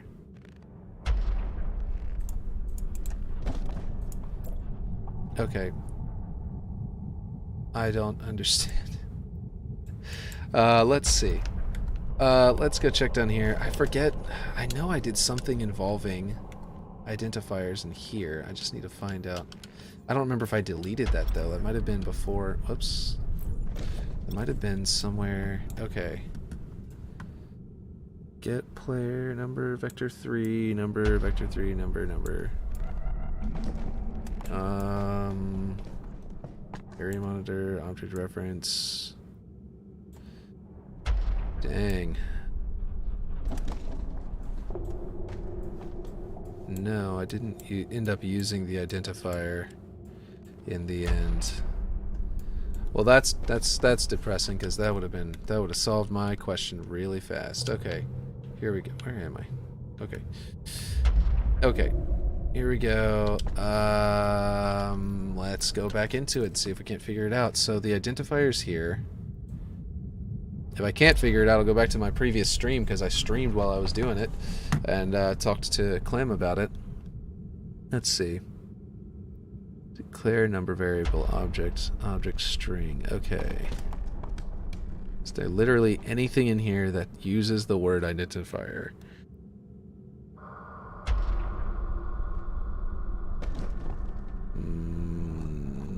No.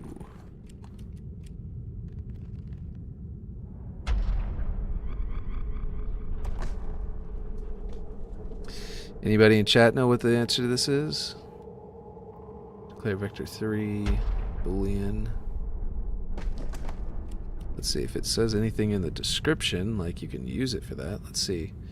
Don't understand.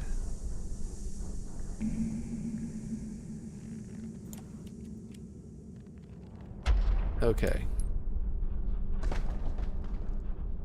Layers, object transforms, objects.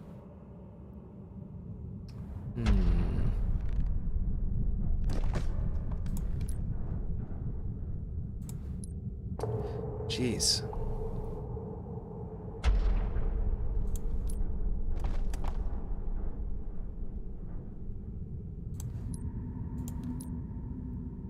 I don't think there's going to be an identifier in math. I'm just looking.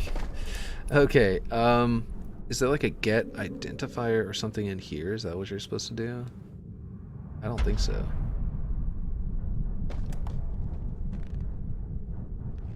Move object from list, set spawn point, spawn object. Let's see. Yeah, no, I don't remember what I was using the identifier for before. Was it? I might have been getting the vector 3 variable at the time. But I don't understand why it says an undeclared identifier. Why? I mean, it's sure, but there's no declare like that should be in here. Declare identifier, right? I don't understand why there isn't anything in here for this. Maybe I should tweet at Clem. He may be, as he knew before.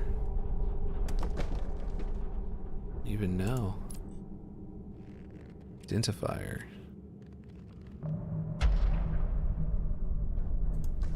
I mean, that's literally just the name. Like, this should be... Like, an identifier is just the name of the variable.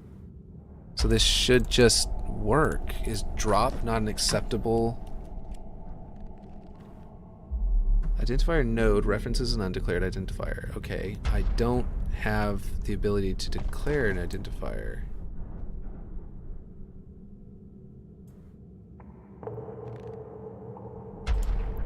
Is my game bugged out?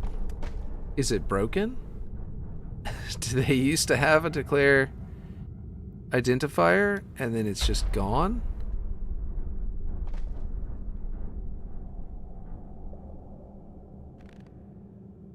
What the heck?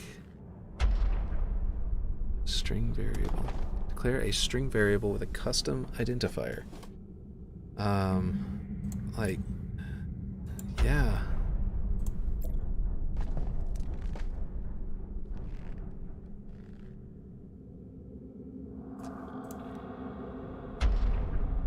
Boy, this is just really confusing. Well, I don't know, so I'm gonna Google it and see if someone's already answered this question on like the wiki or something. How to declare an identifier in Infinite Forge. Halo Infinite Forge overview. No. Guide. IGN. That's what we need. We need a wiki. Someone needs to build that. This is not going to be... This is going to be a very... you know, very high, like zoomed out sort of thing.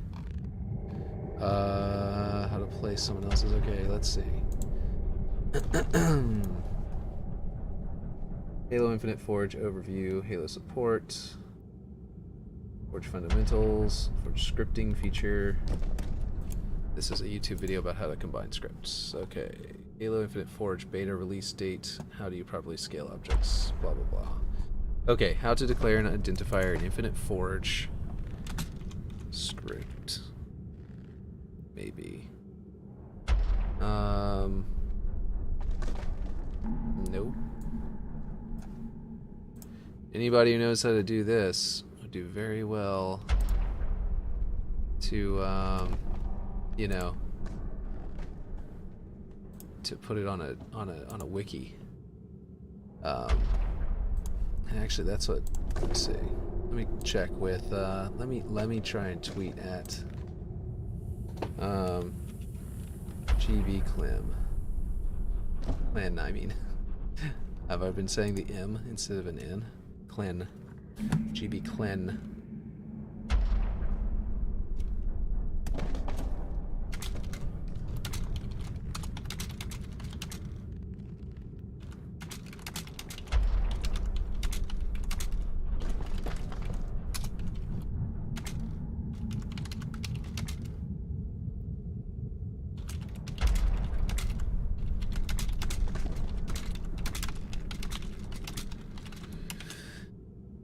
Okay.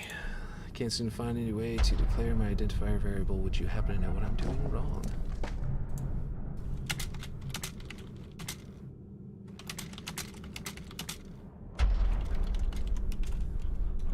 Maybe I should tweet at the Forge Lord too. That would annoy the hell out of him, right? Okay, let's see. Hopefully he will get back to me, but in the meantime, I'm just gonna have to keep trying to find it. Okay, so there's no way, like, that should be in variables. That is the name of a variable, basically. That's what it is. It's basically like in programming, you would declare a variable, and it would have a certain variable type, and you'd go from there. Numbers in this don't require a name because they just make a generic like numbers variable, basically, and allow you to just very rapidly create what you need. But they do need names for others, like a vector3 variable.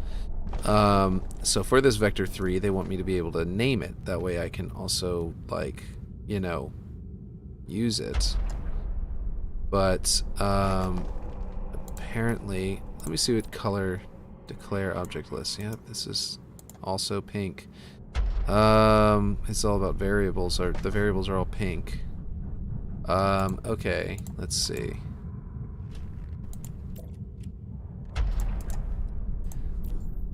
Declare number variable, declare grenade type.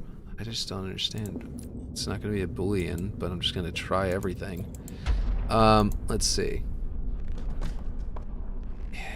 String, vector3, type. I really don't understand how this isn't a thing. This should be in, like, identifier here should just, I would think, just do it. I mean, that's what an identifier is for.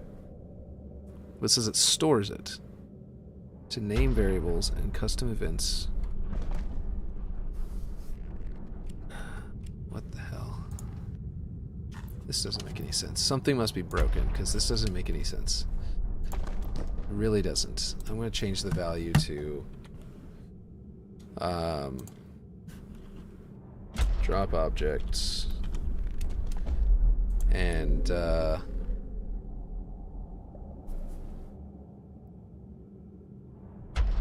think I might know what's going on.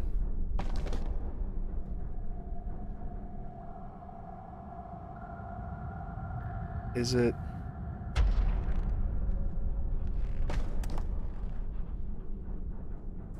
Like, this should be declaring the identifier. But it's saying the identifier node reference is what's... The identifier node is what's going wrong. I don't... Jeez. Um.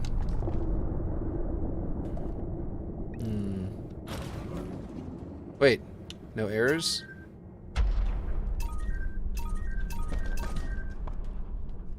Well, no errors, but no movement. Wait, did it just do that? Did it just do it with no errors, or was that... No, it's there. Identifier node reference, undeclared identifier again. It just keeps saying the same thing. And... Jeez. I don't know the unknown warning either anymore. That doesn't appear to be there anymore. I don't know. I really don't know. I might be at a loss here. Let's see. I hard code all my identifiers.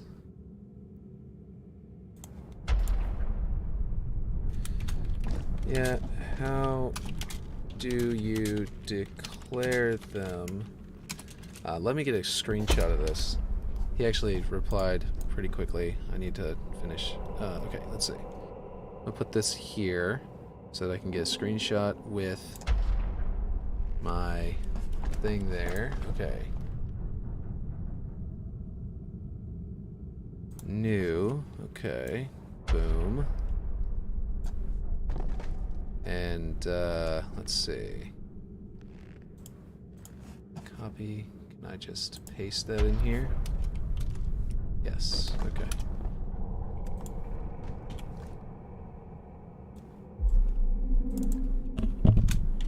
So how do you declare them?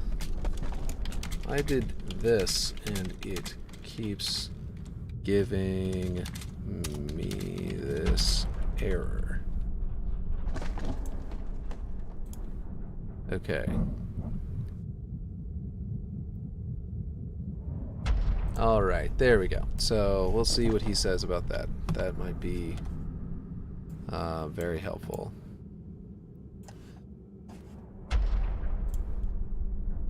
I suppose I could link him to the stream, actually. That might be even better. Let's see. He might be able to hop in to chat if he's available. Or maybe better yet, if you're available.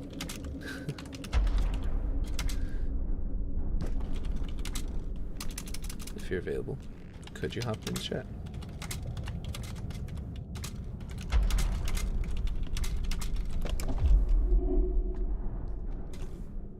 And I'll link it to him.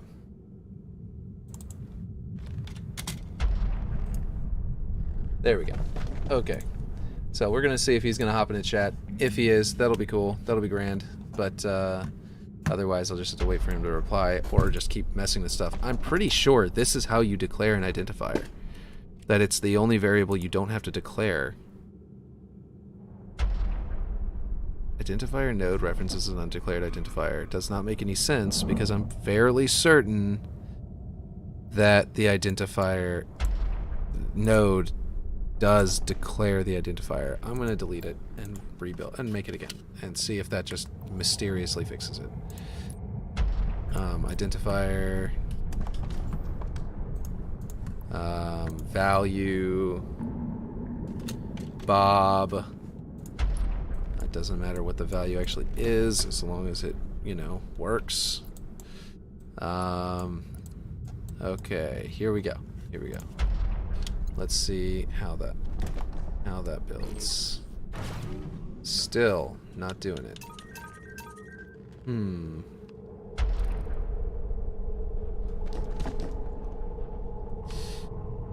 Well, while we wait for him, here's what we're gonna do. We're gonna come down here. I don't know which of these spawn points is actually my spawn point that I've been using. So I'm going to grab all of them. And I'm going to drag, whoop, that's not the right button. Drag all of them up and put them on top of my platform. Where did I go? Nope, I'm just not there yet. I was like, did I go too far to the left? Did I go too far to the right? And it turned out, nope, just not there. Oh, right, physics. They're objects that want to collide with things. they don't want them to spawn you or put the cameras inside of an object. So they want to put it, you know. So we're gonna turn off snapping. I don't want to snap it. So that's gonna be that for now. And that way I can at least build it out from, and we'll see it from up here and won't have to walk as far. Okay. Cool. I might move that teleporter now.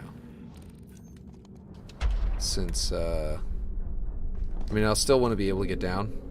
So I'll put it over here. Oh, yeah. Huh. I don't think I ever fixed this light.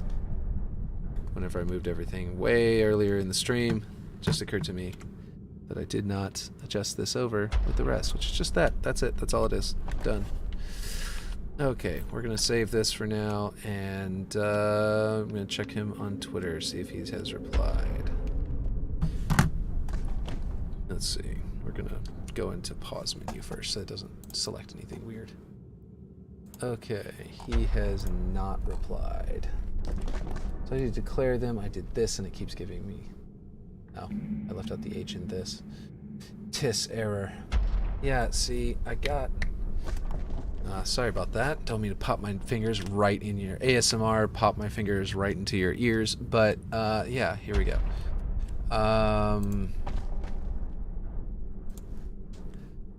Identifier should be like, I'm looking at the picture I have of it on Twitter, and it looks right. I don't understand what I'm doing wrong. Like, this is supposed to, with identifiers, this is supposed to be the only variable where, well, number declares itself. You don't need to declare a number. An identifier declares itself. That's the whole reason why they don't have anything going into them. Like, even if you declared an identifier, how would you go into it? You know what I mean? Like, that doesn't make any sense. I mean, maybe I just need to break this and go here and put in Bob, and maybe this will work. No. Node reference, undeclared identifier. And whenever I tag, of course, it does not work. Okay, so here's an idea. Let's see what... Why is it saying that 3 times is another thing. We'll delete that. We'll change this to nothing. You can't undo it, apparently. Okay. We will put another get global variable. Get, or vector3, I mean. Vector3. Where did I put that? Where did I get that from? I got vector3 variable right here. Okay. We'll drag that in there. Clear connection. Actually, we're just going to delete this just to clear it out. I just want to clear it out. Object. Why is it this? Oh, I'm doing current. Whoops. Can I do current iteration and do that? No? Okay, that has nothing to do with that then. I just didn't know what current iteration really refers to. Okay, we're going to go to scope. We're going to hit global. Or maybe just, maybe object. I don't know. But the point is, let's try to build that. Okay, give vector3 variable node missing required property. Yeah, it's still, it apparently needs that. And it just refuses to work. Huh. So weird. Well, I might, let's see. This is really weird, and all I can think is that I need to maybe I need to close the game and reopen it. Maybe the identifier variable is supposed to be working, but it's not. Maybe there's something else that's really obvious, but it's not. And maybe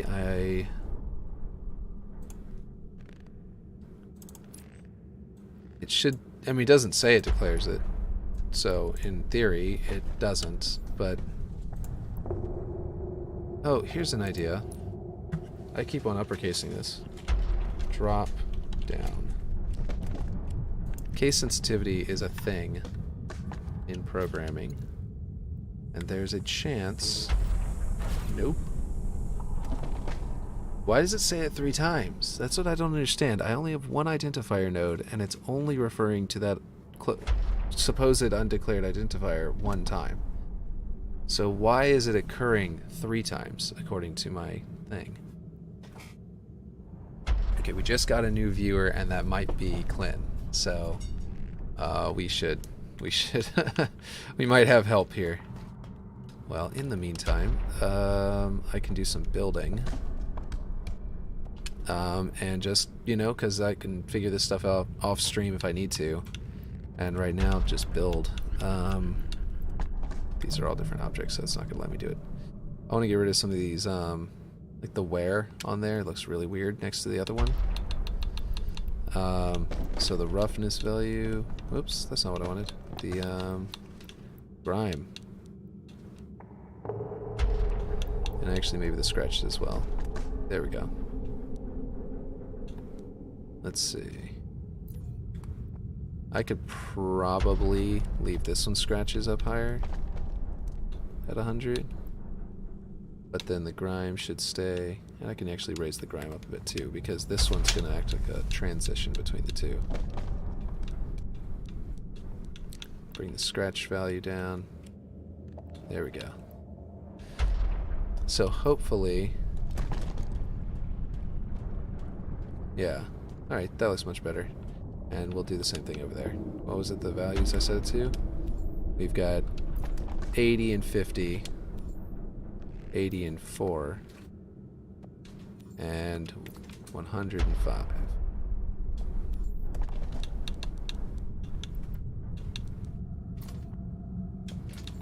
And 50 and 100 and was it 50 over here? I think. Yes. Okay. Cool. Okay, that looks a little better. Oops. Gonna save it inside of a block. Okay. So I just whenever if Clint gets here, then I will absolutely come back in here and see if he can help me with this identifier thing. Or if one of you guys figures it out too in the meantime. But I do need to build out the lights here, and I think that that is practically, aside from the RAM we're trying to build right now and trying to script, that I think is all I need to do. Aside from copying this, obviously.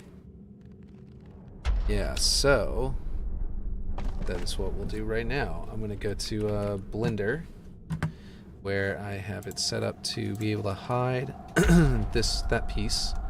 So that'll get that out of the way, and we'll be in on here, where I can tab into edit mode to see what this angle is and everything and where it lines up. So it appears that the slope here lines up pretty nicely with the ramp, like almost centered with the ramp. So that's what I will do. I'll go ahead and let's see, I've got a nice angle right here already set up with the almost the right width. Hey, there he is. Hey Clint, how's it going? So so I've got yes, exactly, the script god is here. Here we go. So I've got this going on where I'm just trying to make an object move, and you might have a better way of doing this. I don't want to move to another object because I'm about to move a ton of objects at one time. So that would require me to have to place a ton of objects up higher that serve like points, that serve as little indicators for where I want it to move. And I don't want to do that. That sounds like a terrible idea. At least as far as I'm concerned. And so rather than doing that, I already built a lot of the object I want to move, the bigger, greater object I want to move, because of course I can't just, you know, they have to be dynamic. See, that's the thing. It says I need to declare the identifier node, but I can't seem to find where that is. Like I've got declare, where is identifier? The declare ones don't have identifier. And I remember we went through this before, and you told me about declaring, we did an identifier on a previous time, and yeah, we worked it out then. But I just don't remember what you said before.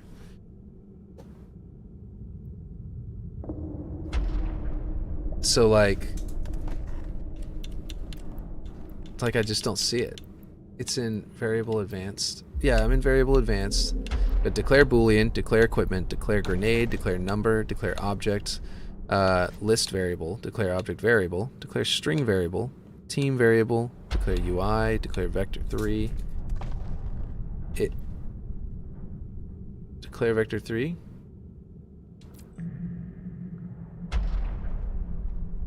Oh, I'm dumb. This is getting a vector3 variable. It's filling a vector3 variable. Okay. That's the variable you're asking about. I thought the identifier, because it keeps telling me the identifier node references an undeclared identifier. I didn't realize what you meant by that. Okay. Jeez, that is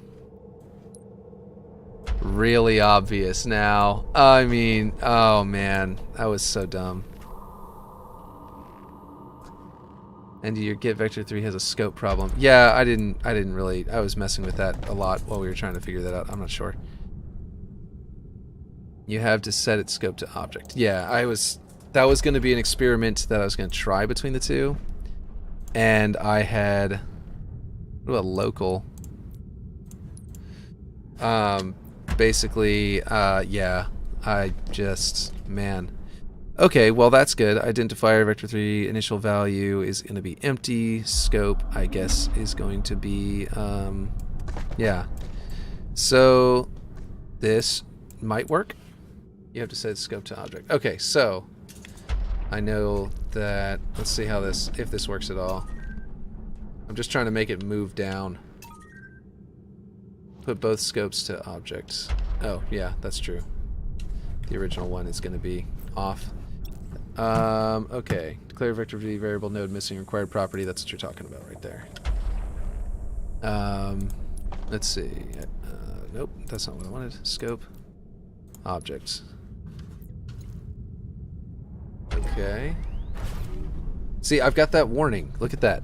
And don't forget to plug an empty vector3 as initial value of the declared variable, or else it won't compile. So this warning that I got here, I was getting before as well. And I don't know what it is, because it's literally blank.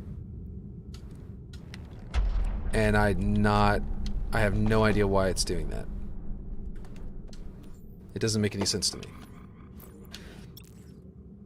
So you're saying that the initial value should be a, let's see, vector basic, let's see, vector3, and just make it empty. Okay. Okay, so we've got that. This weird, okay, there it goes. That was all just to see if that would work. And, yeah. It's doing it one item at a time. Dear Lord. Whew, that's not something we want. They need to be simultaneous. Okay. I need to figure out a way to make them all move at once. And I think that,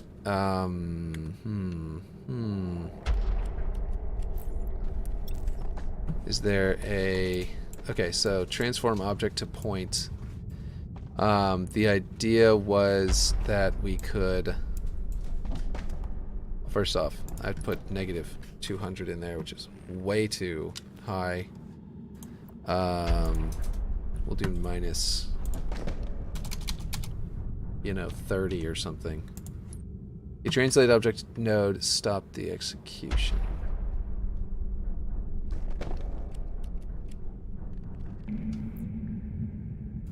Not sure what... And starts again once the object reached its final destination. Yeah, exactly. So I need to figure out a way to somehow move more than one object at the time, which I have a feeling is not possible now that I'm looking at this, because it comes out as a single object for each object. To make them all go together, you either do one script for each object or you do like me.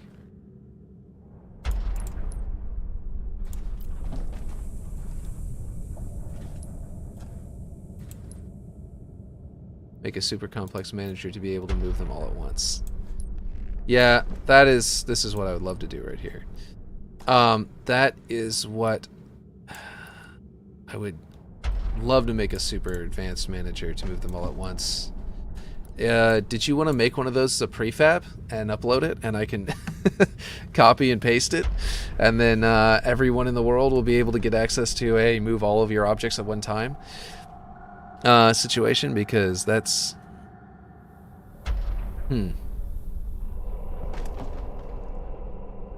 Jeez. Okay, so there is, like, I was thinking that if I make a script that just moves the object and apply it and attach it to the object and have it have 2 points, it moves from one point to the other, or I can just have it move like I'm doing now. But it's not yet available for prefab. Yeah. That would be nice. So, I mean, I think that, honestly, I mean, I've got a Patreon. I don't think that that's completely unacceptable to to make a Patreon and be supported by fans. I haven't, I don't have anyone supporting me yet, but if you wanted to do that, I'm sure everyone would support you for your scripts. Like, that's a big deal right there. But yeah, so, okay, so if I go ahead and do it, so one way I can do it is a custom event on every single object that moves it. And I can declare those custom events all at once. Question is, can one event be declared that will move more than one event at the same time? See, or you can do an old school tick loop and set the position of each object 1 unit down on the z-axis. Oh, geez. Wow, yeah, I could do that.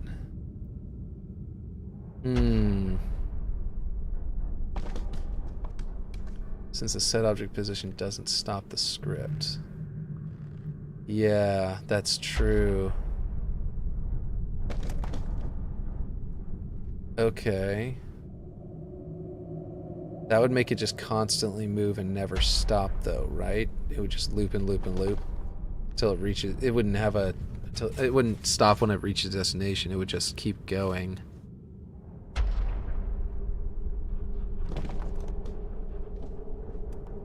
Well, let me really quick. I just want to see what happens with this -3, just to see how much better that is. Yeah, it's going forever. Where are they dropping to?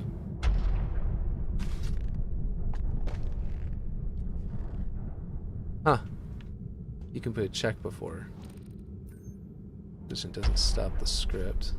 If Z is greater than whatever. Oh, that's true. Yeah, that makes sense. Yeah. And actually, I could make it to where one... Yeah, I could make So basically I could do this for each object. And I could, instead of on player mark, I could say on custom event. So, on custom, it could be like on custom event, do this.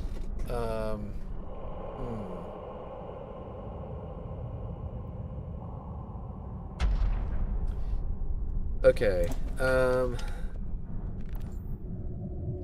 I think that they really need to, if they're not already planning to do it, if they're not already doing it like right now, then they need to put a a translate prefab to point. You know what I mean?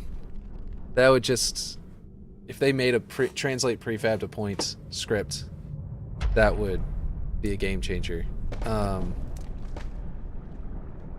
Hmm.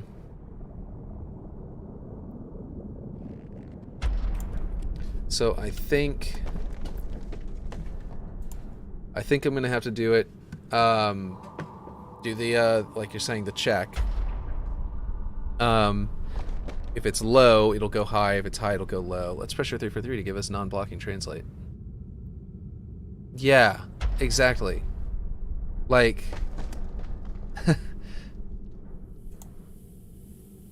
like I'm having to grab it and create a new vector that has the new location and plug it in as a new position. But it'd be great if I could just say move 5 units that way, you know, on the x-axis. That'd be nice.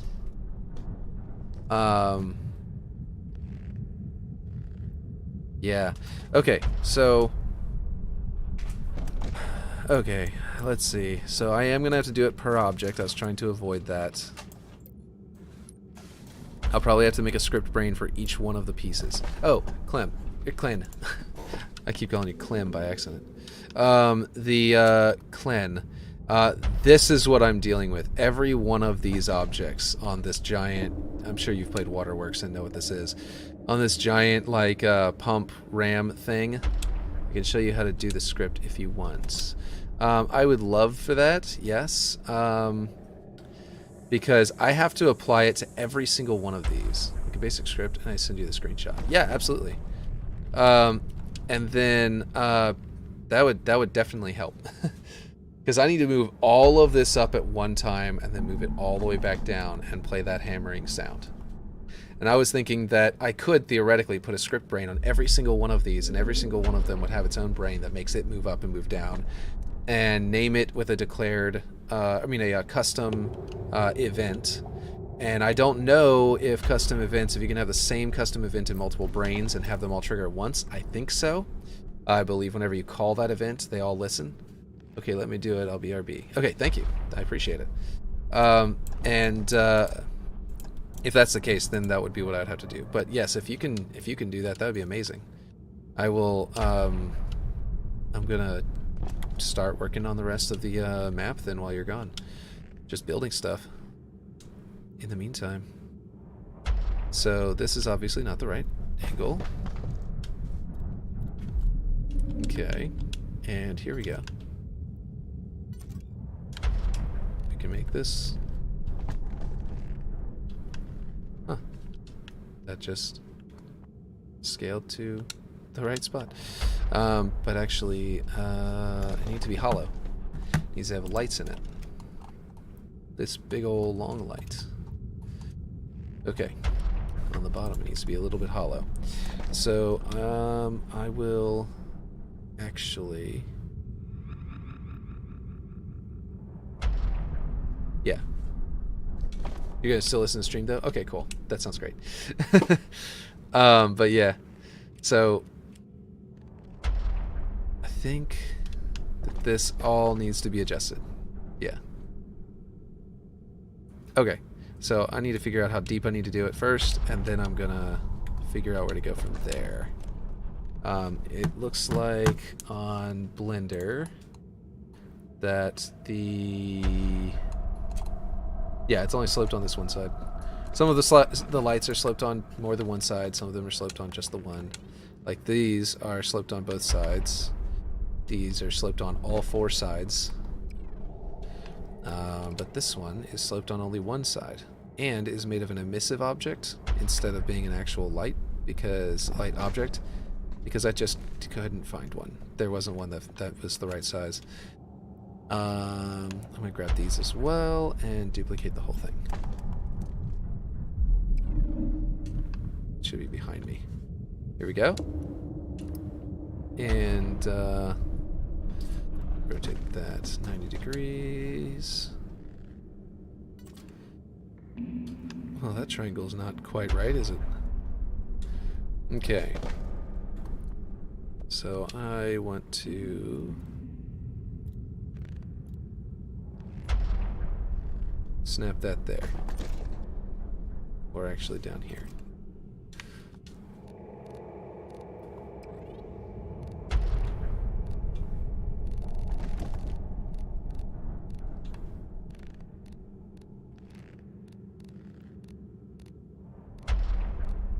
Yeah, there we go.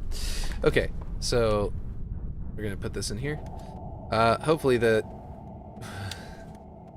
like all that, you know, that hammer up there doesn't break the game, because I can definitely imagine that the physics are gonna be very taxed with so many objects moving at once, right? But who knows?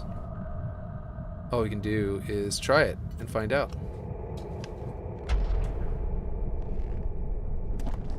And I know many people have already tested that and came to find that it can handle a lot more than you'd think, which is really exciting. Because, like, as long as it doesn't crash my computer, then that would be great for the game. Because moving that many objects at once would be a pain in the butt. Oh, Clint, you might have also been aware of what Red Nomster had done to be able to answer that question.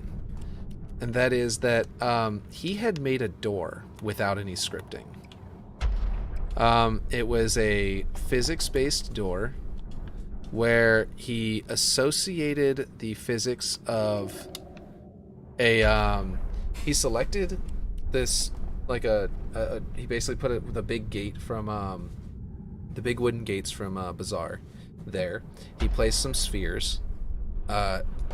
Two sets of 3 stacked on top of each other next, like above each other next to it, and put a big hollow hex column there around them. And then the top and bottom sphere of each pair of 3 were both set to static, and you know where they were. The middle one on each side, on each of them, was set to dynamic. Yeah, you saw what he did. Yeah, exactly. I don't know where that option is in the menu. Like, I looked, but it's not working anymore. Oh, okay. So they did remove it, because I was noticing that, like, I tried to do it and it's just gone. I wanted to see what it was doing, because I saw him do that and I was like, that's really cool. Yeah, but that hinge is huge. What if I use a marker? What if I get the little marker objects and I put it inside of a cylinder, and I use that as my hinge? Could I make the hinge basically non-existent and still function off the physics and everything? And so I was going to try that just as a thing. I was also thinking that with this, I was going to associate all of these pieces with one sphere object that I had over here. And I was just going to move that up and down. And by moving that up and down, the rest of them would move and everything would be gravy. You know, it'd be so easy. But I guess they removed that. Speaking of, I can just delete this sphere. Because that would make the script, like, I mean, I'd already have it. That would be the script that I need right there. I would just apply it to the sphere. I mean, obviously it's a little incomplete, but yeah. And that would be all I need. But I guess they removed it. I hope they're bringing it back, though. I hope that was just a temporary removal. Oh, right. Okay, so we're going to duplicate this. Guess I need to be building stuff instead of just moving my camera around like a madman. Okay, let's see. There we go. Is that associated? No, that's not attached to the right one. I want to attach it to the big one, but the big one's not going to let me attach it because it's being, the magnet system is being a pain.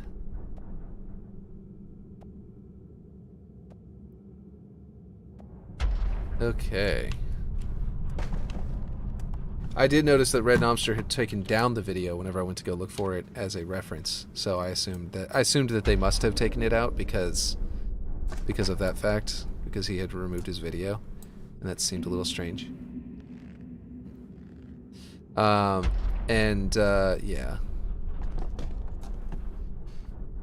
So let me go ahead and get this here. Well, actually, I'm about to have to rescale it anyway, now that I've got the other piece in the right spot. Let's see.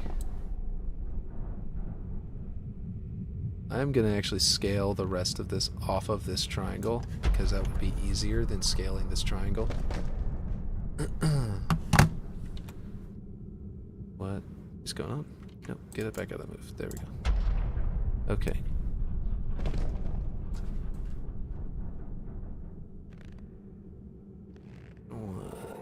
There we go. Cool. I really hope that tool is going to come back as a, you know, and that was a little tease for the future, because that looked like it's going to be, like, for real. Probably the most amazing, simple tool in the entire arsenal of Forge. Like, the scripting is a amazing, complicated tool, but it's not so simple. Oh, that's not what I want. I want this to be centered. And then this to go this way. I guess I'll make it the same. Let's see. Yeah, it's a little bit thinner. Okay.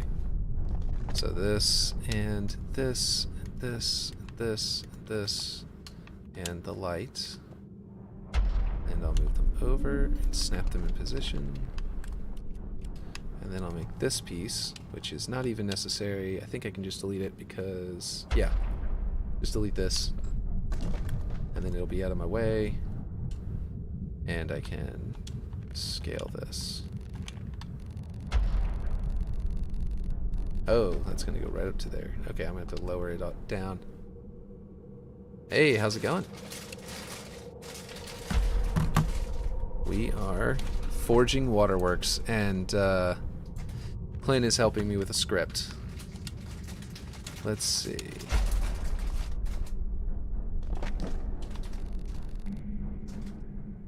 Welcome to the stream. Let's see. Okay. Here we go. Snap that in position. And then I need to make it shorter.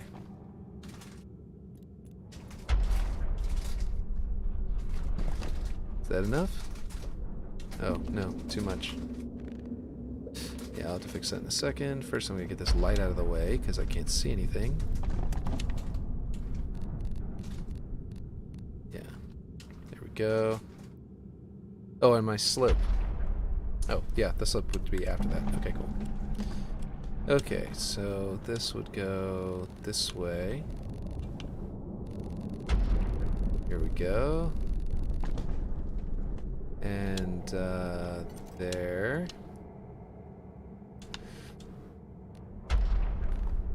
My son is awake, and so I really have to be going soon. But I wanna wait for that script you're gonna send me.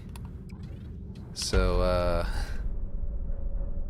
since you're helping me out, I definitely need that to. I definitely need to. Unless you want to send it to me on Twitter, or something like that.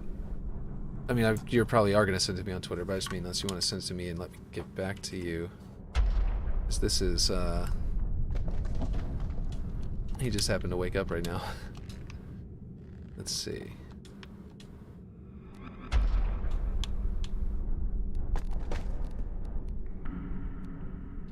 Go.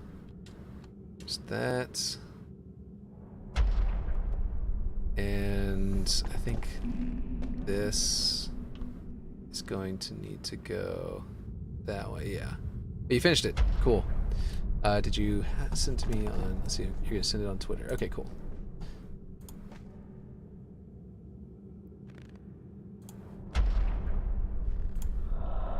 Let's see...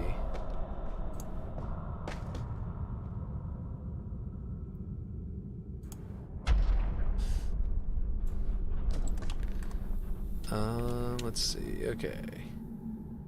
This is going to need to be thinner.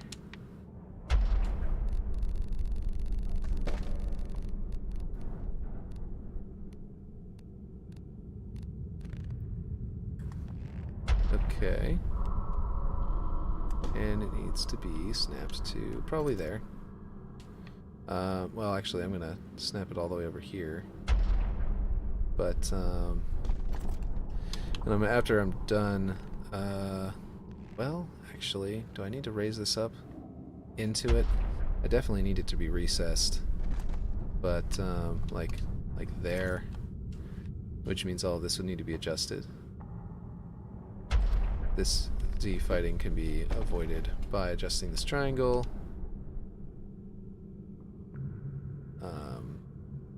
Okay, I think I know what I'm going to do. Well, first of all, this is going to be over here, so I need this to be the full length of it.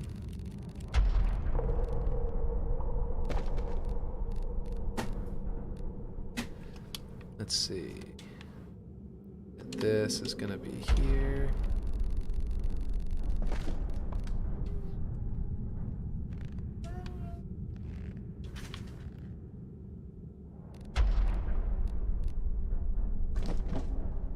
No, that's going wrong.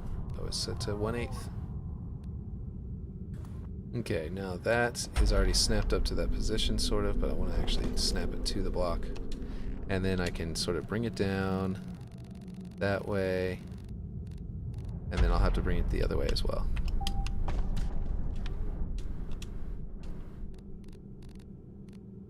Yeah, that's right. And then bring it this way.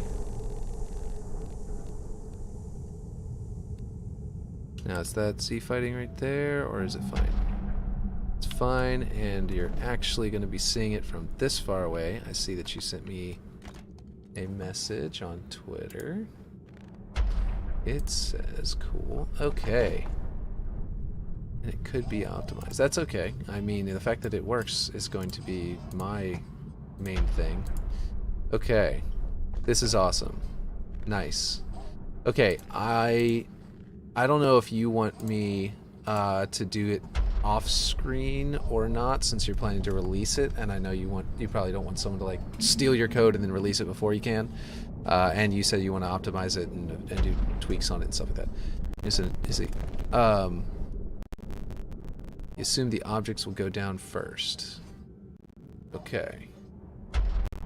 So this, and if you do plan to like release it and you want to do it as your own prefab and stuff like that, then I could do it off stream, and that might be good timing for now anyway, because like I said, my son just woke up. Yeah. Okay, well, let's see. It's just that, yeah. I also don't know if you can hear Mario in the background, which is copyrighted music. Yeah, exactly. I might have to still go, though, and do it off stream, because, like I said, my son's awake. Yeah, I think I do have to, because he's, like, playing Mario right now. Okay, well, I very much appreciate it, and I'll show it off next stream, and I'll try and if you're around whenever I stream tomorrow or the day after tomorrow or something like that, then I'll also be able to chat with you about it, and that would be pretty cool. But I do have to go because, yeah, my son's... Not only my son, actually. My daughter's awake now, too. Move the items one forward to stop the Z fighting and minimize lines. Yeah, same. I just was checking that one little corner to see if it actually was Z fighting, and it doesn't look like it is. But it was Z fighting before up here, so I definitely had to move that. But that one little corner, I think, is okay. But yeah. So this is cool. I'll finish this light, and but more importantly than that, I'll get to that code, and I'll see if I can do it. So, yeah, I have to go. Poor timing, I know. I just having received it from you would be perfect to do it and show it off now, but yeah. All right, well, I'll catch you guys later.